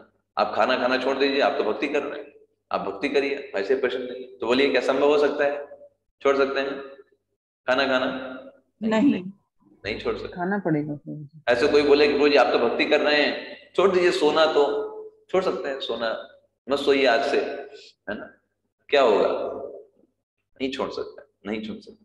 तो ये जो कार्य हैं, ये मिनिमम चीजें हैं जो हमको करनी ही पड़ेंगी इस संसार में रहते हुए, है ना। तो एक भक्त को बुद्धिमान होना चाहिए कि भाई इन चीजों को हम छोड़ नहीं सकते, लेकिन इनको भक्ति बना सकते हैं।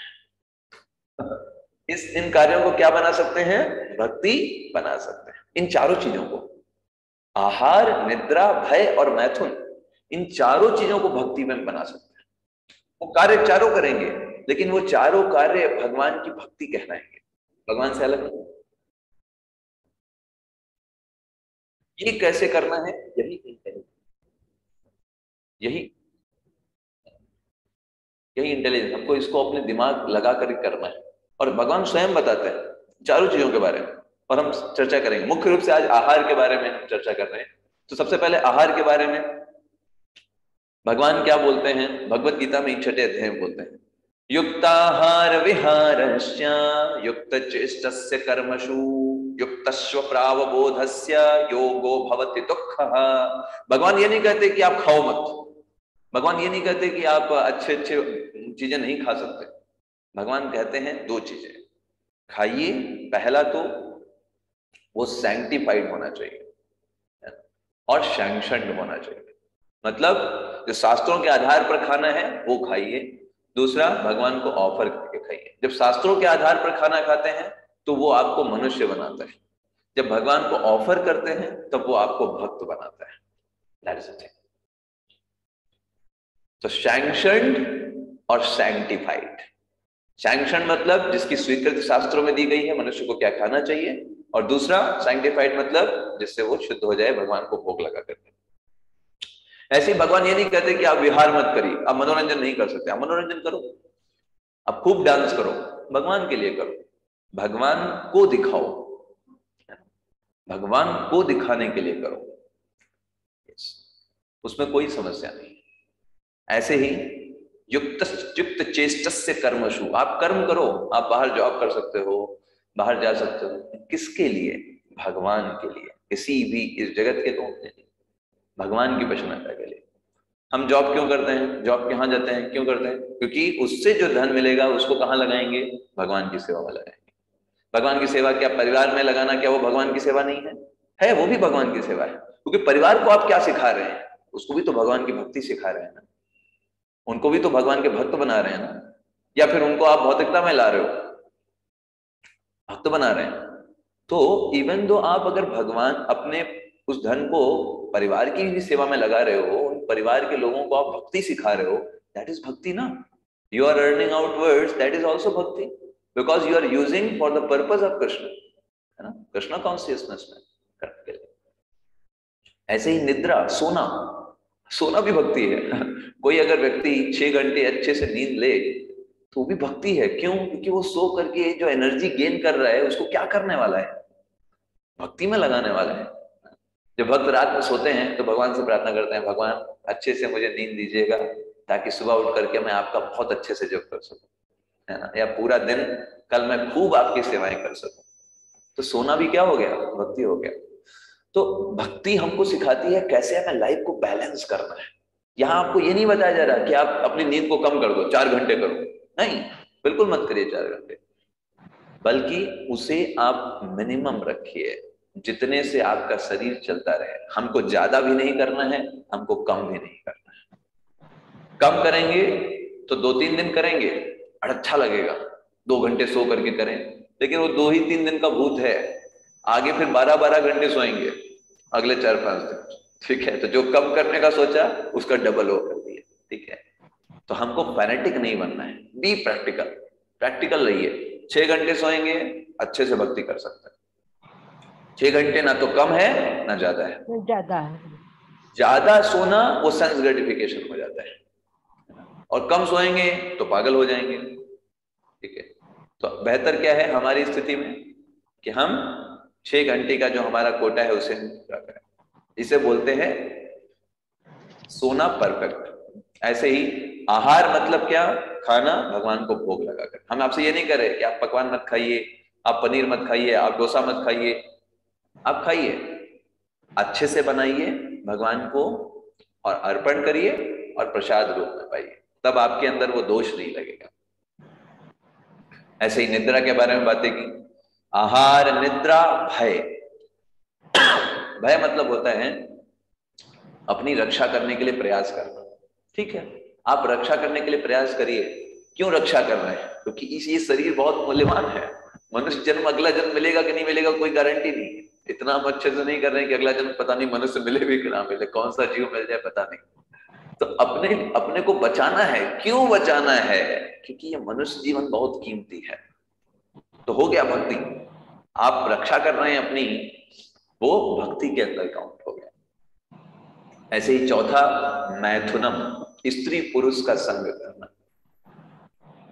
तो ये भी भगवान की भक्ति के अंदर सम्मिलित हो सकता है अगर हम इसको सही तरीके से अपने जीवन में अप्लाई करते हैं। व्हाट इज सही तरीका? सही तरीका मतलब क्या है? सही तरीका भगवान बोलते हैं, धर्मा विरुद्ध भूतेषु कामो अस्मि। अगर कोई ये जो काम है, अगर इसको धर्म का विरुद्ध नहीं हो रहा है तो वो काम मैं हूं। मतलब अगर कोई स्त्री पुरुष प्रॉपर विवाह करने के बाद एक दूसरे से भगवान की प्रसन्नता के लिए और भगवान की भक्ति करने के लिए संतानोत्पत्ति करना चाहते हैं और उस उद्देश्य से वो संग करते हैं, तो वो संग भी भगवान की भक्ति है। भगवान क्या बोल रहे हैं? धर्मा विरुद्ध भूतेषु। और इसके विपरीत अगर कोई स्त्री पुरुष मिलते हैं या बात करते हैं तो वो धर्म के विरुद्ध है। शास्त्रों में बताया गया है कि जो एक स्त्री होती है वो हमेशा संरक्षण में रहती है। जब तक उसका विवाह नहीं होता वो पिता के अंडर में रहती है, विवाह होने के बाद वो पति के अंडर में रहती है, और उसके उपरांत वो अपने पुत्र के संरक्षण में रहती है। तो धर्मा विरुद्ध भूतेषु कामो अस्मि। अगर धर्म के विरुद्ध नहीं है, वो प्रॉपर विवाह करने के उपरांत और भगवान के भक्त की उत्पत्ति के लिए अगर संग किया जा रहा है, वो भगवान की भक्ति ही है। ये भगवान स्वयं बोल रहे हैं भगवत गीता। तो इन चारों चीजों को हमको रेगुलेट करना है, ना कि खत्म करना है। कभी कोई क्या सोचते हैं लोग, भक्ति का मतलब क्या है? खाना छोड़ दो, सोना छोड़ दिया। ये भक्ति नहीं है, वो दिखावा हो सकता है, भक्ति नहीं। भक्ति का मतलब क्या है? हर चीज को रेगुलेट करना। किसकी प्रसन्नता के लिए? भगवान में अच्छे से हम चेतना लगा सकें। कैसे हम उन सारी चीजों को रेगुलेट करें? भगवान ये नहीं करे खत्म कर दो, भगवान कह रहे हैं रेगुलेट करो। और फिर जब हम ऊंचे स्तर पर पहुंच जाएंगे तो अपने आप ही हमको नींद नहीं आएगी, हम सो नहीं पाएंगे, हमें 6 घंटे की जरूरत नहीं होगी, तो हमें स्वयं ही नींद नहीं आएगी। अभी आप अपने आप को बहुत बड़ा वैरागी बताने के लिए कम देर सो लिए या ये कर लिए वो कर लिए, वो जबरदस्ती आप बनने का प्रयास करें। लेकिन जब आप उच्च स्तर पर पहुंचेंगे तो आप खुद ही नहीं पाएंगे। तो हमें नकल नहीं करना है। जैसे प्रभुपाद जी, कल हमने प्रभुपाद जी का अपीयरेंस डे मनाया। प्रभुपाद जी मात्र 2 घंटे सोते थे, 70 वर्ष की अवस्था। तो कोई व्यक्ति सोचे हाँ भाई हम भी प्रभुपाद जी की तरह 2 घंटे सोएंगे, क्या कर पाएगा? Is able to do? बताइए। नो, नहीं प्रभु जी। नहीं कर पाएगा।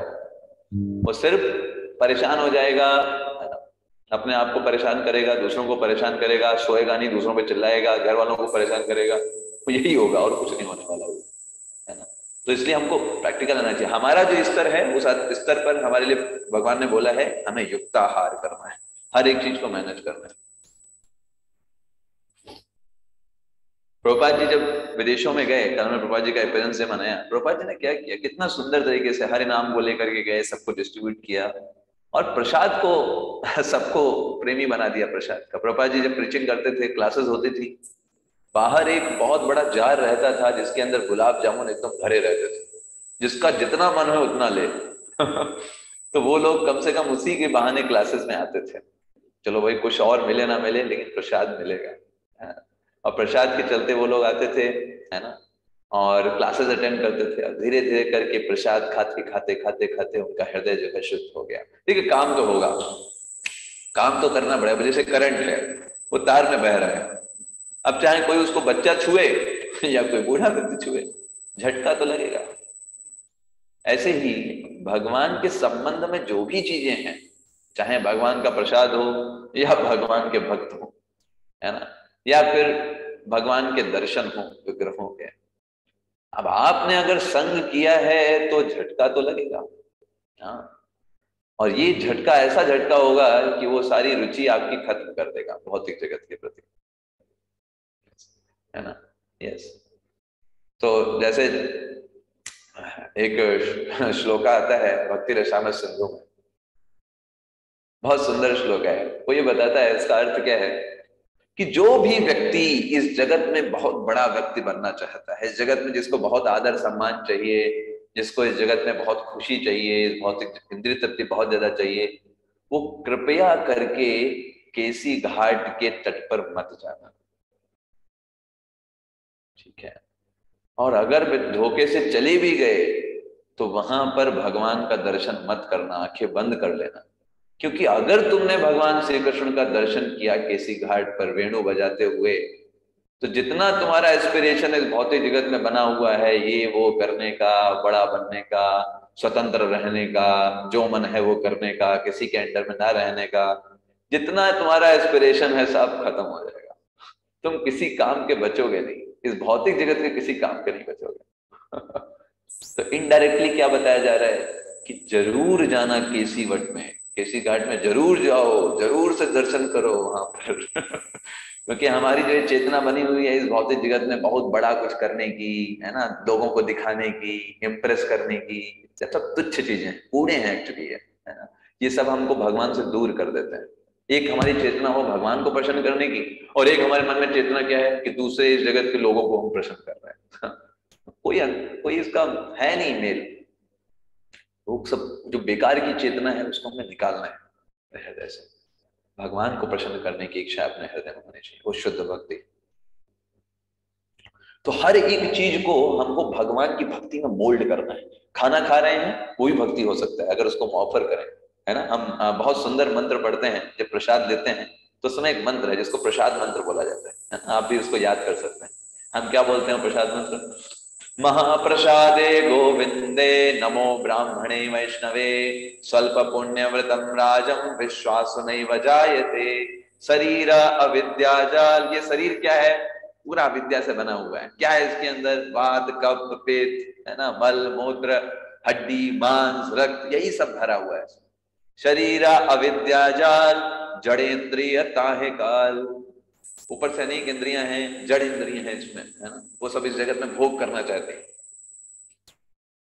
और फिर तार मध्य जीवादि, और इन सबके मध्य में जीव जो है वो इतनी खतरनाक इंद्रिय है कि पूछिए मत, बहुत खतरनाक इंद्रिय है जी। लोग 4-4 घंटे 5-5 घंटे ड्राइव करके चांदनी चौक की, है ना, पकौड़ी खाने जाते हैं। 4 घंटे ड्राइव कर करके, क्यों भाई? वहां की पकौड़ी खाएंगे, है ना। बनारस में वो चाय पियेंगे वहां पर जाकर के, कौन सी वो शॉप है, बहुत दूर है, वहां दौड़ के वहां जाएंगे, समोसा वहीं का खाएंगे, है ना। पहलवान लस्सी भंडार की लस्सी पीना है, क्यों? जीव दौड़ा रही है, दौड़ा रही है जीव, दौड़ो, भागो, वहां चलो, वहां चलो। तार मध्य जीवा अति लोभमया सुदुर्मति, ताके जेता कठिन संसारे। जीव को जीतना बहुत कठिन है। लोग बहुत कुछ जीत लेते हैं, जीव को नहीं जीत पाते। उसके सामने जहां कुछ पकवान दिखा ढेर हो जाते हैं वहां पर, है ना। सब भूल जाते हैं भगवान का क्या है, कहाँ से आए, कहाँ है। तार मध्य जीवाति लोभ माया सुदुर्मति, ताके जेता कठिन संसारे। तो भाई ये तो बहुत कठिन है जीत पाना, तो किया क्या जाए। कृष्ण बड़ा दयामया, भगवान कृष्ण बड़े दयालु है। अच्छा, तो क्या किया उन्होंने, भगवान कृष्ण ने स्वाप्रसाद अन्न दिल भाए। भगवान ने क्या किया, कृष्ण बड़ा दयामय, करी वारे जीवा जय। भगवान ने हमारी जीवा को हम जीत पाए, इसके लिए भगवान ने क्या किया, स्वप्रसाद अन्न दिल भाए, है ना। भगवान ने अपना प्रसाद जो है हमको दे दिया है। अच्छा, प्रसाद से क्या होगा, सही अन्नामृत पाओ, राधा कृष्ण गुण गाओ, प्रेमे डाको श्री चैतन्य निताय। ये जो प्रसाद पाएंगे ना, सब चीज विजय हो जाएगी। कुछ अपने आप सब कार्य हो जाएगा। तो ये प्रसाद में इतनी शक्ति है, इसलिए प्रेमे डाको चैतन्य निताय। इसलिए चैतन्य निताय को हमें पुकारना चाहिए प्रेम से और प्रसाद पाना चाहिए, है ना।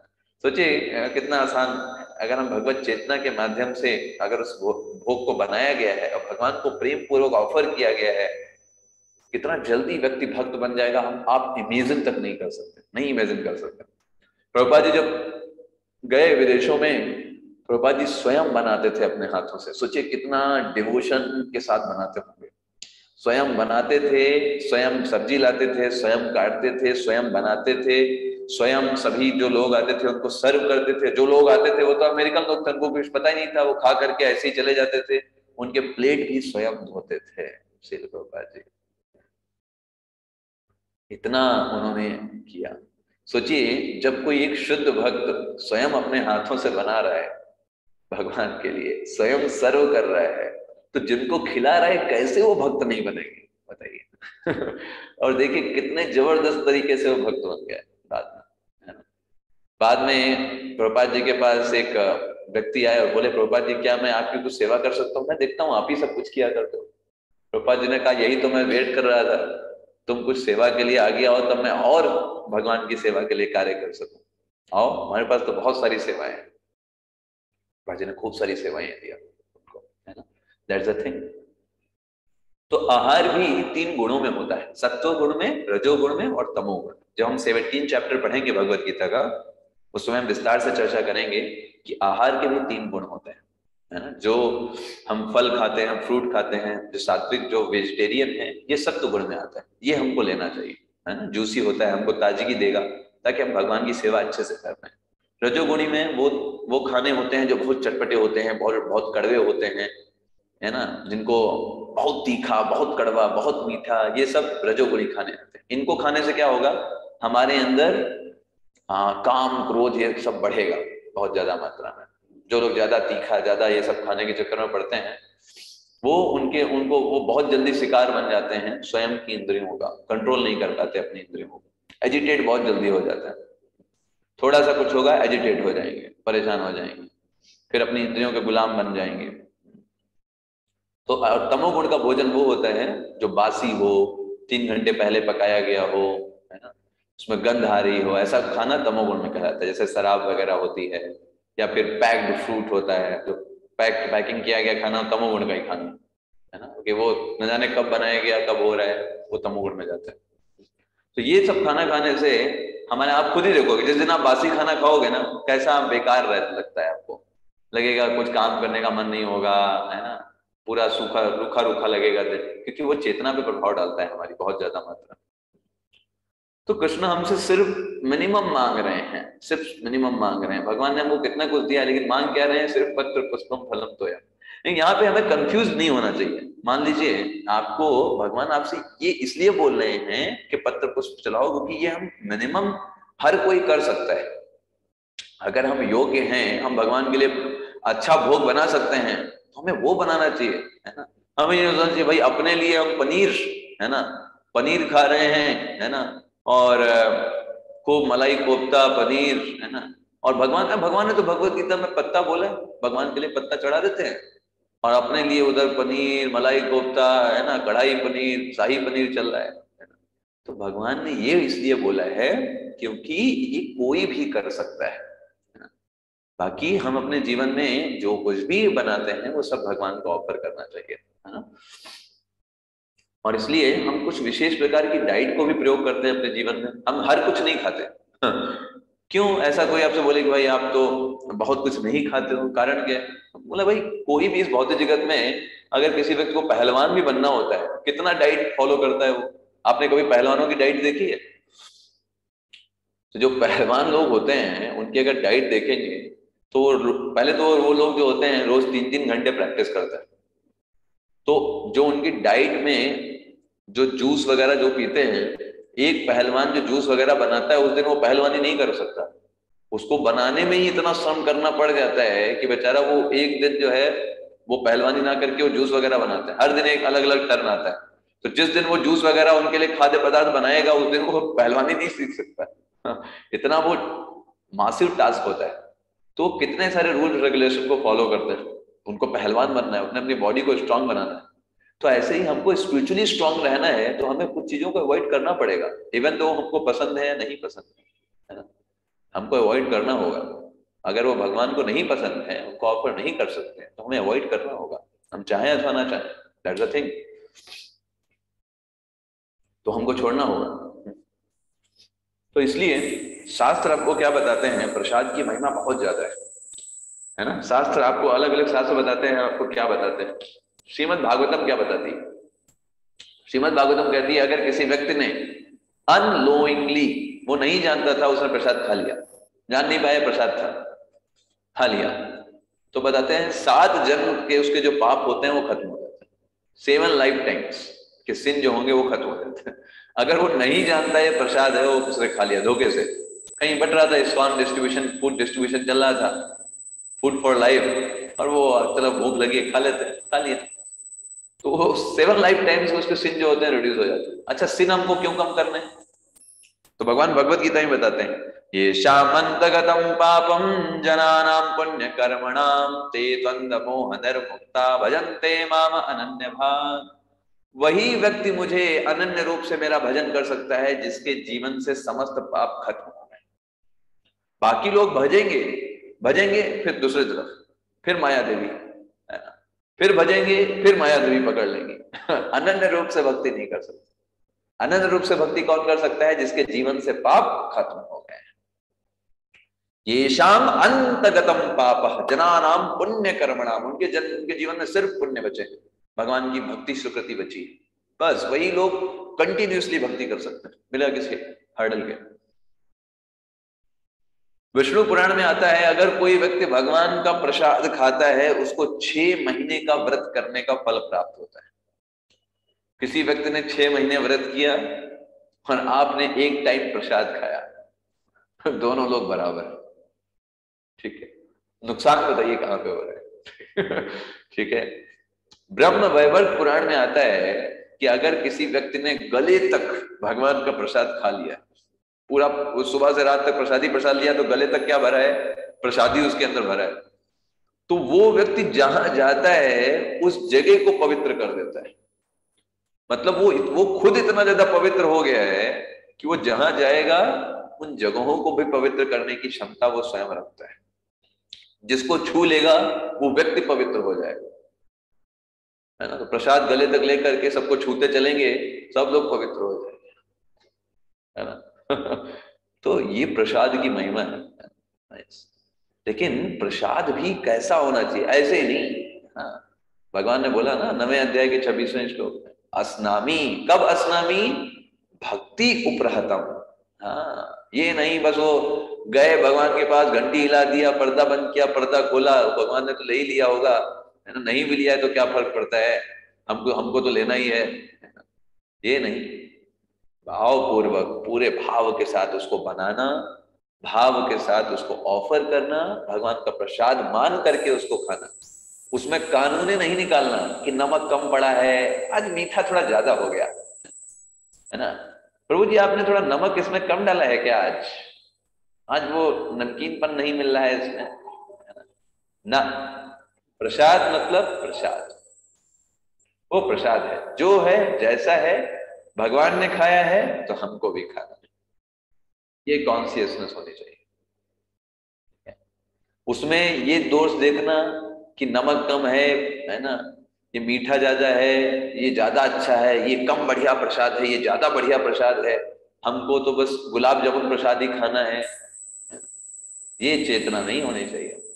प्रसाद मतलब प्रसाद, इतना सा भी मिल जाए तो प्रसन्न होना चाहिए। बहुत मिल गया तो भी अच्छी बात है, उतना सा मिल गया तो भी अच्छी बात है, क्या परेशानी क्या है। हाँ, श्रील प्रभुपाद जी के जो गुरु महाराज थे ना, भक्ति सिद्धांत सरस्वती महाराज, तो वो भगवान को भोग अर्पित करते थे, स्वयं खाते थे, फिर अपने शिष्यों को दे देते थे। तो रोज जब जो बांटने जाता था उससे पूछते थे कि बताओ कौन भक्त क्या मांगता है। तो वो जो बांटने जाता था वो बताता था, कहता प्रभु जी, वो जो प्रभु जी हैं वो कहते हैं गुलाब जामुन हमको दे दो, वो जो कहते हैं वो कहते हैं दही हमको चाहिए, वो दूसरे व्यक्ति बोलते हैं कि हमको ये वाली रोटी चाहिए, ये वाले चावल चाहिए। अच्छा, तो भक्ति सिद्धांत सरस्वती महाराज ने क्या किया, कल जब तुम प्रसाद लेके जाओगे ना, सबको एक दूसरे में मिला दो, एवरीथिंग। गुलाब जामुन को दाल के अंदर डाल दो, ठीक है, रोटी को तोड़ तोड़ करके चावल के साथ मिला दो, सब्जी को भी चावल के साथ मिला दो, और सब कुछ एक जैसा लेकर के तब जाओ और फिर लोगों को दो। तो उसने वही वैसे किया जैसा उन्होंने बोला। किसी भी व्यक्ति ने नहीं लिया प्रसाद। सबसे पूछते हैं कि भाई क्या है, ये क्या है, आज तो कुछ नया आइटम आ गया। हाँ, तो वही है जो कल आया था, बस अभी मिक्स करके। भाई हम नहीं लेंगे, हम नहीं लेंगे, हम नहीं लेंगे। किसी ने नहीं लिया, है ना। महाराज ने पूछा किसने लिया प्रसाद, नहीं आज तो किसी ने नहीं लिया प्रसाद।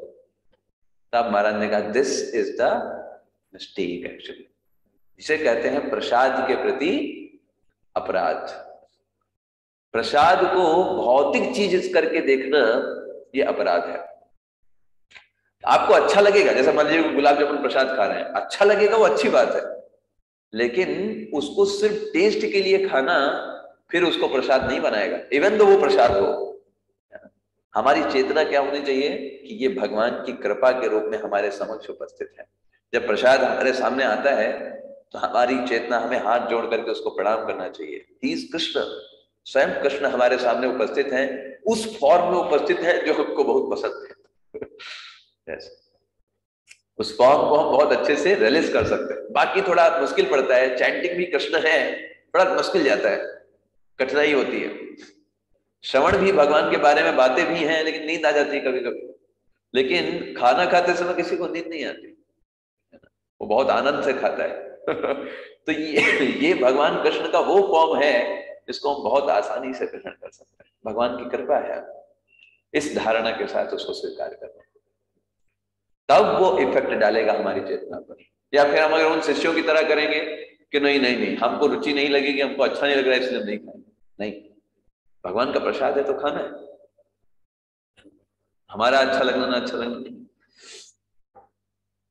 तो कितना प्रसाद का ग्लोरिफिकेशन है, हमारी चेतना को सिद्ध करता है ना। हम अगर अपराध नहीं करेंगे तो बहुत जल्दी हमारे अंदर जो है ये हमारे अंदर बहुत विकास कर सकता है ना। तो ये इसलिए हमको डेवलप करना है अपने अंदर। जब फॉरेन कंट्रीज में जब राधानाथ महाराज लोगों को जोड़ते थे तो इसी तरीके से जोड़ते थे, कुकिंग क्लासेस के नाम पर, कि भाई हम आपको क्या सिखाएंगे, खाना बनाना सिखाएंगे। तो बहुत सारे लोग आ जाते थे, बहुत सारे माता जी प्रभु जी जो खाना बनाना सीखना चाहते हैं, और उनको बनाते समय सिखाते थे भाई महाराज, राधानाथ महाराज बनाते थे बड़ा टेस्टी बनता था, और ये लोग बनाते टेस्टी नहीं बनता। तो क्या हो रहा है, तो महाराज ने बताया कोई एक चीज की कमी है आपके में। क्या, हम लोग जो हैं एक विशेष मंत्र पढ़ते हैं, उसके बाद जो है बड़ा टेस्टी बनने लगता है। अच्छा ऐसा क्या है, ये मंत्र है कि हम हरे कृष्ण महामंत्र है। ये मंत्र अगर आप पढ़ेंगे और जब करेंगे उसके बाद अगर आप बनाएंगे खाना, फिर देखिए कितना टेस्टी बने। और सबने सब वैसा ही किए, और इस बहाने उनको कृष्णा कॉन्शियसनेस में धीरे धीरे करके ला दिया गया। और वो बोला अरे हाँ, हम तो जब करने लगे तब से बड़ा अच्छा बनना है प्रसाद तो, है ना। क्योंकि चेतना अच्छी हो जाती, चेतना अच्छी होगी तो वो चेतना जो है वो प्रसादम में जाएगी, खाने में जाएगी, अपने आप शुद्ध होने लग जाएगी, है ना। तो बहुत इंपॉर्टेंट है हमको ये समझना, ये प्रीचिंग जब हम दूसरों को जोड़ते हैं, दूसरा व्यक्ति अगर फिलॉसफी नहीं सुनना चाहता है, भगवान के बारे में नहीं सुनना चाहता है, फिर भी प्रसाद ले लेगा वो, हाँ, प्रसाद तो काम करेगा वहां भी। नहीं सुनना चाह रहे हैं, परिवार का ही सदस्य ही क्यों ना है, प्रसाद देते रहिए, प्रसाद खिलाते रहिए, प्रसाद खिलाते रहिए किसी ना किसी प्रकार से। और भगवान से प्रार्थना करते रहिए, भगवान हमने तो बहुत सारा प्रयास किया, कोई काम नहीं कर रहा, तो सुनता ही नहीं है वो व्यक्ति। और भगवान से प्रार्थना करते रहिए और प्रसाद खिलाते रहिए, प्रसाद खिलाते रहिए। बस धीरे धीरे करके न जाने कितने केसेस हैं इस्कॉन में, है ना, कितने लोग बदल गए, उनके स्वभाव में परिवर्तन आ गया सिर्फ प्रसाद के माध्यम से और सिंसियर प्रेयर के माध्यम से। It's very important factor. इसे बोलते हैं सीक्रेट वेपन, छुपा हुआ हथियार है। कब काम कर जाएगा आपको पता नहीं, कब कार्य कर जाएगा। आप प्रसाद खिला रहे हैं, एक प्रसाद कब निकल करके वो आएगा, कब वो भगवत का भक्त बन जाएगा आप कह नहीं सकते। एक व्यक्ति था, वो रोज इस्कॉन आता था और प्रसाद खा के निकल जाता था। 3-4 साल तक उसने ऐसे ही किया, बस आता प्रसाद खा के निकल जाता, आता प्रसाद करके निकल जाता, आता प्रसाद करके निकल जाता। 3 साल उसने ऐसे ही बिता दिए। एक दिन उसको एक प्रभु जी ने पकड़ा, कहा भाई प्रभु जी हरे कृष्णा। हरे कृष्णा। तो प्रभु जी आप कुछ सेवा करिए, ये सेवा आपके लिए है, थोड़ा ये उठा करके वहां रख दीजिए। तो उसने बोला 3 साल से हम खा रहे हैं प्रसाद यहाँ पर, आज प्रभु जी ने कुछ बोला है, चलो कर देते हैं, थोड़ा बहुत सेवा करते हैं। तो उसने सेवा किया, उसको बड़ा अच्छा लगने लगा, उसको अच्छा लगा यार, बड़ा बहुत अच्छी चीज लगी। तो हमने कहा प्रभु जी आप तो रोज ही आते हैं, तो आप थोड़ा ये अगर ले लेंगे, आप यहाँ पर सर्विंग कर दें थोड़े समय तक के लिए तो अच्छा लगेगा। उसने बोला ठीक है, थोड़ा समय भाई आते हैं कर देते हैं। सर्विंग करने लग गया, सर्विंग किया, उसको बड़ा अच्छा लगने लगा। फिर धीरे धीरे वो क्लास में बैठने लग गया, क्लास करने लग गया, क्लास में रुचि डेवलप हो गई।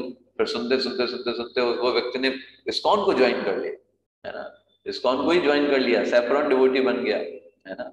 और उसको पहली सेवा जो मिली वो क्या मिली, फूड फॉर लाइफ सेवा मिली, उसका ही हेड बनाया गया। ठीक है, उसको वो प्रसादम सर्विंग का ही हेड बना दिया गया कि आप मैनेज करो, सबको प्रसाद रोज मिलना चाहिए। तो व्यक्ति अपना शेयर कर रहा था, कह रहा था भगवान जो है वो पूरा बकाया निकाल लेते हैं, जितना खिलाया है वो पूरा निकाल लेते हैं, वो भी ब्याज के साथ। अभी वो जीवन पर्यंत वही सेवा कर रहा है, 3 साल उसने खाया और अब जीवन पर्यंत अभी लोगों को प्रसाद डिस्ट्रीब्यूशन में लगा दिया। तो कब प्रसाद कब काम कर जाएगा हम नहीं जानते, लेकिन ये काम तो बिल्कुल करेगा, समय पर करेगा। तो हमें वो अच्छी चेतना के साथ करना चाहिए। हम जब कभी बाहर भी जाते हैं ना, हरे कृष्ण डिवोटीज ऑलवेज अपने पास कुछ ना कुछ प्रसाद रखते हैं। तो कोई मिलता है हम उसको प्रसाद देते हैं और उसको बोलते हैं आप हरे कृष्ण बोलिए, वो सबसे अच्छी बात है। आप उनको धन देंगे, हो सकता है उसका मिसयूज कर ले, लेकिन प्रसाद तो खाना ही पड़ेगा। कोई ना कोई तो खाएगा ही, वो उसका मिसयूज नहीं कर सकते। तो एक तरीके से हम उनको मना भी नहीं किए और एक तरीके से दुरुपयोग भी नहीं हुआ। और जब हमारे पास नहीं हो प्रसाद तो हमें कुछ ना कुछ दे देना चाहिए, क्योंकि हमारे 1-2 रुपए का क्या ही वो दुरुपयोग करेंगे। ना देने से अच्छा है हम कुछ ना कुछ दें, वरना हमारा हृदय कठोर हो जाएगा। हम 1-2 रुपए के लिए कितना सोचते हैं, कितना फिलॉसफी लगा देते हैं 1-2 रुपए के लिए, अरे ये व्यक्ति दुरुपयोग कर देगा, ये कर देगा, वो कर देगा। अरे तुम्हारे 1-2 रुपए का क्या कर लेगा वो। हमें फिलॉसफी लगानी चाहिए अपने लिए। तो प्रसाद सबसे अच्छा है, हम उनको दे पाए, उनके जीवन में कर पाए। और गृहस्थ धर्म के लिए तो बहुत ही इंपॉर्टेंट है। देखिए अब एक गृहस्थ का तो पूरा जीवन यही खाना बनाओ, खाना खाओ, बनाओ खाओ, बनाओ खाओ, उसी में आधा जीवन चला जाता है बेचारे का। तो अगर वो उस कार्य को भगवान की चेतना में कर पाए, सोचिए कितना समय वो भगवान की भक्ति में दे दिया, है ना। अगर वो सही चेतना में कर पाए तो, कि मुझे भगवान के लिए बनाना है। सारे परिवार के लोग कौन है, भगवान के ही तो भक्त हैं। तो इस चेतना से वो कर पाए ना, वो बहुत अच्छा है। उतना उसका कितना समय भगवान की सेवा में चला जाएगा, है ना। तो इसीलिए आप देखेंगे हमारे इस्कॉन में भी गोविंदाज रेस्टोरेंट नाम से एक रेस्टोरेंट रहता है, जिसमें हम सभी को प्रसाद ही, इवन दो आप कुछ भी खाना चाहते हैं आप वहां पे आकर के खाइए, जो सभी चीज भगवान को ऑफर करके दी जाती है। तो ये प्रयास है ताकि सभी लोग बाहर का इधर उधर का खाने से अच्छा है भगवान को अर्पित किया हुआ भोग ग्रहण करें, और वो जो प्रसाद खाएंगे वो खुद शुद्ध होंगे और वो कार्य अच्छे से कर पाएंगे। क्योंकि देखिए कुछ भी हम खाते हैं वो 3 भागों में विभक्त हो जाता है। पहला हमारा एक जो खाने का भाग होता है वो मल मूत्र बन करके निकल जाता है शरीर से, दूसरा भाग जो खाने का होता है वो रक्त में परिणत हो जाता है, और तीसरा भाग जो होता है उससे हमारी चेतना का फॉर्मेशन होता है। अन्न का सीधा कनेक्शन है हमारी चेतना से। जिस प्रकार का अन्न आप ग्रहण करोगे आपकी चेतना वैसे ही निर्माण होती रहेगी। जो व्यक्ति भोजन बनाता है उसकी चेतना बहुत अधिक इंपॉर्टेंट है, अच्छी होनी चाहिए। ये रिस्पॉन्सिबिलिटी है कि जो भोजन बनाता है वो व्यक्ति सत्व गुण में रहे, भगवान की भक्ति करता हो, है ना। जो बहुत सीनियर डिवोटीज होते हैं, बहुत वो कहीं भी किसी के यहाँ नहीं खाते कि कोई व्यक्ति बोले प्रभु जी हम तो शाकाहारी बनाते हैं, हम तो लहसुन प्याज में नहीं बनाते हैं अपने यहाँ, तो हमारे यहाँ खा लीजिए ना। लहसुन प्याज ना बनाना भक्ति का सूचक नहीं है। भक्ति का मतलब है वो भगवान का जप करता हो, भगवान के लिए सेवाएं करता हो, वो भक्ति को बताता है। तो जब तक कुछ तो भक्त ऐसे होते हैं वो कहते नहीं, जब तक कोई 16 माला जप नहीं करता है हम घर नहीं जाते उसके प्रसाद लेने। अगर आपको हमें घर बुलाना है तो पहले 16 माला जप करना प्रारंभ करिए, तब हम आपके घर आएंगे तब आपके यहाँ प्रसाद लेंगे। तो इस बहाने ही वो व्यक्ति 16 माला जप करना प्रारंभ कर देता है। कहते चलो भाई अगर प्रभु जी को बुलाना है, प्रभु जी तो तभी आएंगे जब 16 माला करेंगे, उसका तो आएंगे नहीं तो इस तरीके से जप करते हैं। क्यों? क्योंकि हमारी चेतना का प्रभाव पड़ेगा खाने पर, और हम अगर अच्छे से भक्त नहीं हैं, हम जो बनाएंगे वो दूसरे की चेतना दूषित हो जाएगी उससे। तो इसलिए ये जो बनाते हैं भोजन, उनको बहुत ही ज्यादा अपनी चेतना को स्थिर रखना चाहिए। और अगर वो सही चेतना से बना रहे ना, विश्वास मानिए जितने लोग प्रसाद लेंगे ना वो सब लोगों का हृदय शुद्ध हो जाएगा, वो चाह करके भी गलत कार्य में आगे बढ़ नहीं पाएंगे। भगवान का बहुत एम्पावर्ड है कृष्ण प्रसाद, है ना। तो इसलिए बहुत इंपॉर्टेंट है। तो हम इसी के साथ ही यहीं पर एंड करते हैं आज के सत्र को, और साथ ही साथ आगे के लिए हम आपको कुछ सूचना दे देते हैं, आगे हमें क्या करना है।